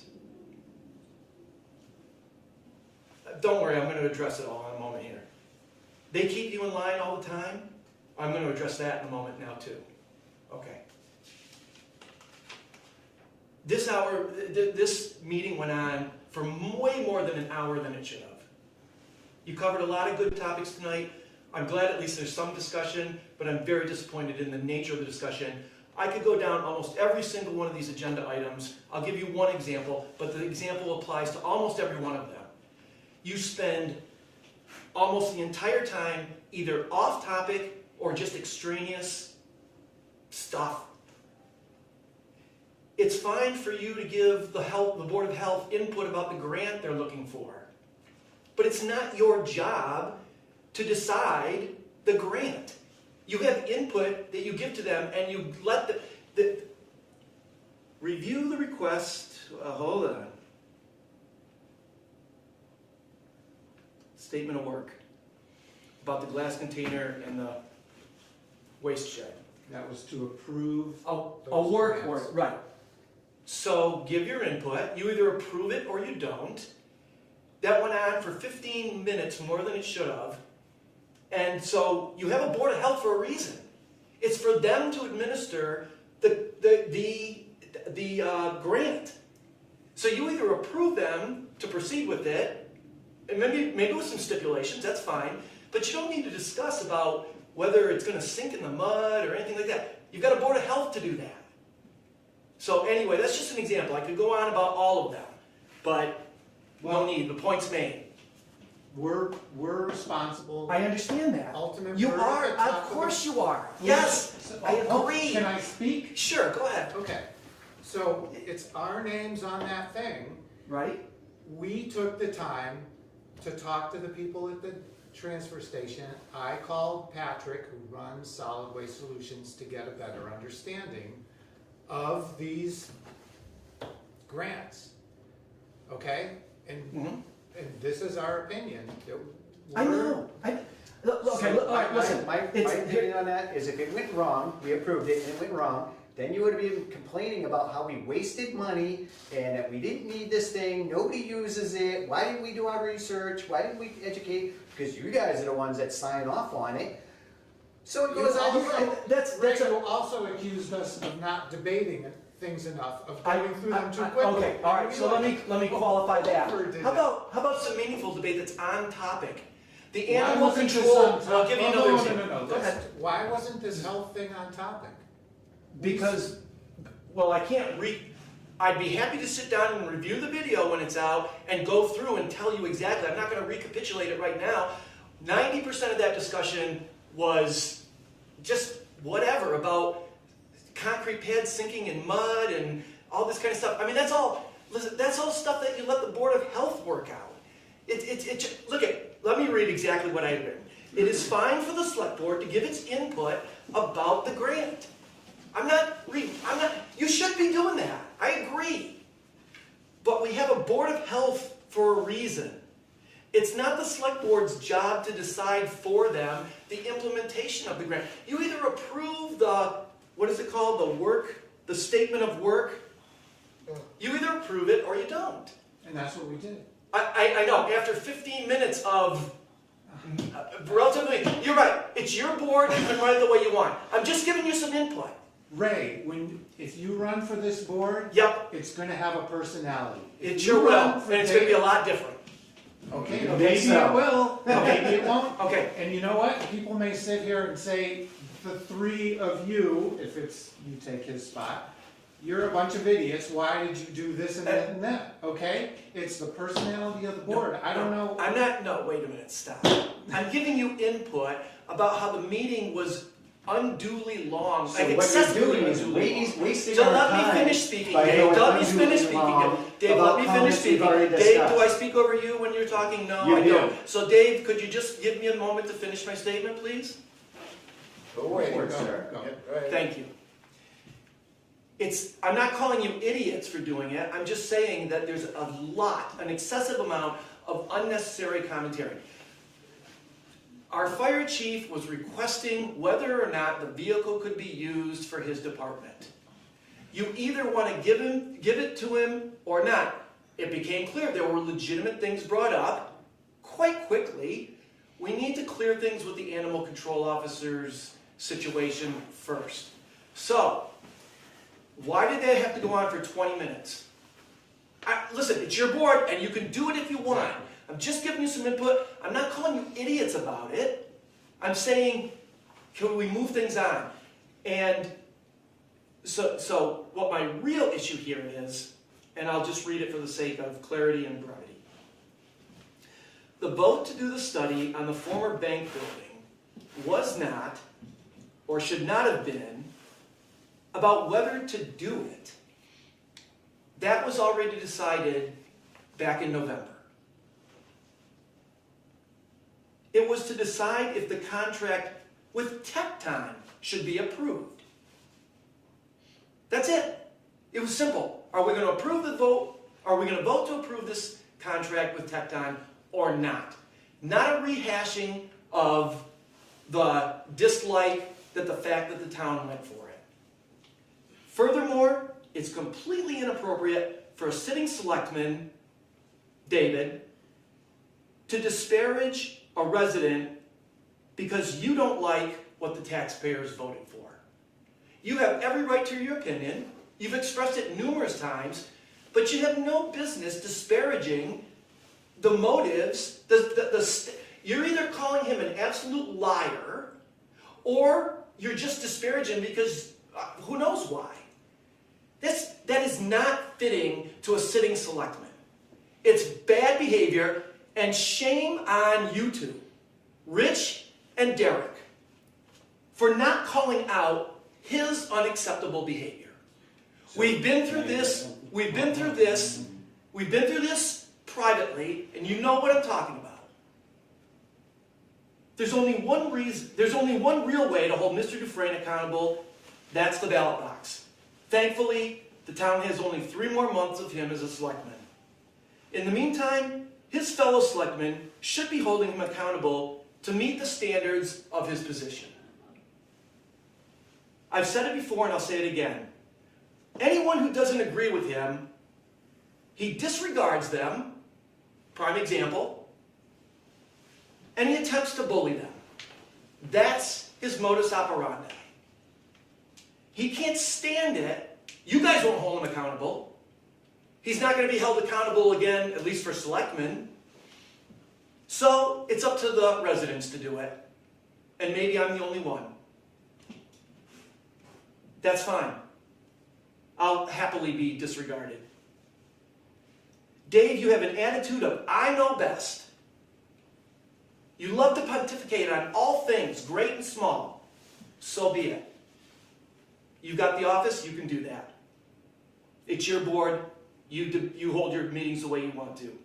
But when it includes belittlement and untruths about issues or persons, if the other board members won't call him out on it, then don't get upset if a resident does. If my comments were out of line earlier, then so are his, and I'd expect there to be an equal, if not more so, standard held against one another even. I think the problem was your language, all right? You know what? Unless there's fighting terms, I can swear as much as I fucking want to. Right? That's all on me. That's unbecoming to me. I get it. But there's absolutely nothing wrong with my language. It's called free speech, and if you don't like it because it's difficult to hear it, okay, fine. The public can hear me saying that and make their own decision about it. Okay. But I agree with you. I'm not advocating for coarse language. Ray, people have been thrown out of this room for swearing. You know what? And if they do, they're subject. Okay, great. Well, if they were, that is not. I have every right to use whatever language I want to, as long as I'm not inciting violence. The history. Would you be willing to hear someone with some authority to speak to that or not? Hang on. Would you like to hear? Answer my question first. So it's getting out of hand now. Okay, all right. Can So, I address a couple things? well, hold on. Something's been said that I'd like addressed. Yes, so the history of this room. Chief, He can call you out of order if he wants to and have you removed. Oh, okay. And all I'm going to say though is that does leave him susceptible to a rebuttal through the legal means available to me. It could. It could. I don't disagree. If the chair calls me out of order and requests that I be removed from the room, you have every right to do that. But don't think So that it Ray- doesn't have constitutional implications, just a moment. And it's a grade school move to ask that I have a motion to remove me from the room. I'm not unruly. I did use coarse language, and I shouldn't have. Right. Okay? And I did it a second time, only to make the point.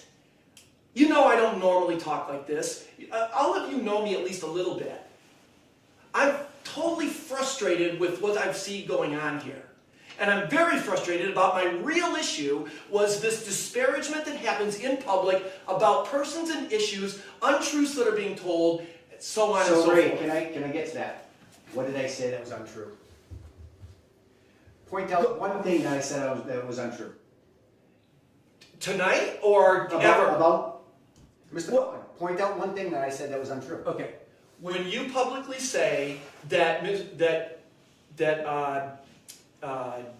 Mr. Fountain is looking for millions of dollars for the bank building, you've said that before in public meetings. Okay, he asked us for $700,000. When you say that he's asking for millions of dollars, $700,000. at one time you said 5 million, and then in the So, same no, I meeting, never and said then in 5 the million. same meeting, you said 3 million. He's going to be looking for $3 million. Now, you didn't lie in an absolute sense that you So- said he actually said that, Even but tonight- you give the impression So- that that's what he's going to do. Again, Despite knowing full well that he's not going to ask for 5 million or 3 million. So it's not an absolute lie. I could come up with other things that are close to that. You clearly you are didn't say a lie. are I didn't say a lie. misrepresenting. I didn't say lie. I said Okay. told untruths. That Okay. is not true. It's not true, and you know darn well that it's not true that he would ever ask for $3 or $5 million. You know that, and yet you said it. so I Is that true or not? $700,000. So Tonight you that's- said $700,000. And that's what I've been pretty consistent with, is $700,000. Okay, what about my So- quote? I've made an assertion that you publicly said 3 million and 5 million. Do you deny it? I don't ever remember saying no. Do you deny it? I don't ever remember saying no. You can't deny it though, I can you? remember And I 700,000. do remember, and I will show it to you if you want me to. You can show me it. Okay, so is that a truth or an untruth? That he was Again, going to ask for you 3 said or $5 million tonight I dollars. disparaged Let's it. not talk over each other. Is that a truth or an untruth that you said he was going to ask for 3 million or 5 million? I don't remember those. Okay, I remember if you did, would that be an untruth? No, Why not? because I don't understand the context of what it was said in. Oh my gosh. Okay, all right, go ahead. So, What else do you again, have? We're talking about tonight, so you said that I said some untruth or whatever, which doesn't even pertain to tonight, because you can't even say when it was said. I Oh said my $700,000. So what's the other untruths that I said, or disparaging things? There were none, Dave. There were none. There were none, okay? Then you were disparaging me No, I wasn't. by No, I saying wasn't. that I said No, because I'm things being, that because were I'm not clearly, true or disparaging. you can tell by the tone of my voice that I'm being facetious, Dave. Well, then Okay, tell us. so it's not time to, yes, I know. Let's wrap this up. What else do you have to say? I'll come up with a list of the untruths that you've made over the Well, past. thank you. several I would times. like to see that list so I can abut them. Sure. And. You mean rebut, but not abut Yes, them. thank you for correcting me. Yeah. My rebuttal on those. You're welcome. I guess you Uh, considered me this time, huh? Okay, Well, listen. I really don't consider you ever. We've gone Okay, this okay, far. all right. This is Hang on, we've gone this far. He made a couple of comments about me. I would like time to say something, please. Let's get this over with, all out. He's frustrated. Mr. I Chair, was Mr. frustrated. Chair, Mr. Chair, if I may, there's adopted rules by the selectmen. Yep. And there's rules of when people can talk, and time limits within those rules. There are selectmen, and they're posted, okay? Yep. And it's right on the town's website. 3 minutes. We would like to have that enforced. Okay. You wanna go back to 3 minutes, Jim? Is that what you're saying? That's the rules. No, the rule is what End your this meeting. board says are the rules. We went through this crap years ago. They wouldn't even let people talk. You wanna go back to those rules? That's BS, okay? This is a town with residents and people have ideas, discussions. He wants to discuss things. He's allowed. I don't mind listening to him. You gotta be somewhere, go, okay? We'll stay here and we'll listen to him, okay? Don't give us that crap. We went in In the old days, you had 1 minute, 2 minutes, 3 minutes. That's a bunch of baloney, okay? Everybody in this room has a right to talk. Don't give us that, I know, please. but this has gotten. It's not. Out of control. It's not out of control, he's discussing things. I tried to discuss things. Why can't we have a discussion? We've been having a discussion. Okay, so what's wrong with it? It's just time to wrap it up. It is, but I wanna It just has, nothing, what is Just getting let- accomplished right Let now? me There is rebut him. absolutely nothing getting accomplished. Yes, it is, because he's, Tim, we can stay. Let him he's finish feeling speaking. better, yeah, let's get this over with. If you two wanna talk, it's Well, fine. no, but this is in regards to what happened tonight, what he just said. Ray, I have said this to Ray before. Ray has said the meeting goes too long. 20 minutes should have been less, right? I told Ray a while back that the lives of 70 people, right? We had a dog hearing for 5.5 hours, and Ray said 30 minutes was too long for me to discuss the lives of 70 seniors. Okay, Ray, do you remember that? Ray? I'm thinking, Yeah, it happened, Ray. okay, I'm Okay. not denying So it. that's not a fair statement to make. And the gentleman that passed away, I asked you for a delay, okay? 1 week. And Ray absolutely went nuts. He insisted that he be appointed that night, okay? I knew that gentleman's history. The last place, I'm gonna say it again, and this isn't knocking him, the last place that gentleman should have been put in the middle of is frickin' housing. With his background, and I tried to tell you guys that, he looked it up on his phone, okay? I told you that night it was a mistake. If it didn't happen, he might still be in the town of Warren. I can't guarantee it, right, Ray? No guarantees. No, I did say guaranteed. I know. I checked, I did say guaranteed. You guys need to let people talk if it takes too long. I know you're not getting paid big money, but this stuff needs to be resolved. Okay. Did you have a comment? Yeah, I'll keep it quick. I just wanted, this is way different than it went before. I actually just wanted to make a positive comment, and I wanted to thank Jim and also Mike Corenzo. Over the last week or two, we've had a couple of maintenance issues at Station B. We had our hot water heater go, the same as the other one went. They're all about the same age now, about 12 years, and they finally just gave up. We also had a heating issue at our Station B, of one of our heaters that we had to have service come in, and I just want to say to Jim, thank you for your help getting through that and making the right calls. We had them come in, and honestly, I can't say enough about Mike. He's a stand-up guy. He goes to all this. He's always got a smile on his face and always a positive attitude, and he goes out of his way, in my opinion, to make sure that all of our buildings stay where they need to be. He let himself in and out with all the technicians to fix these things. He was in constant contact with me while we were making sure our heat was up during one of the coldest snaps we had. So I just wanted to put it out there that I appreciate it. I think the other town, department heads and other people see him in the building and his positive attitude, and just a good guy. And Jim, is always a phone call away, so thank you. Okay, our next meeting is Thursday, February 12th, 2026 at 6 PM. Is there a motion to Well, I adjourn? still have comments. I'll make a motion to adjourn. Is there a second? Second, All in favor? David Dufresne, aye. Derek Bailey's aye. Richi Hacker, aye. We are adjourned. Yeah,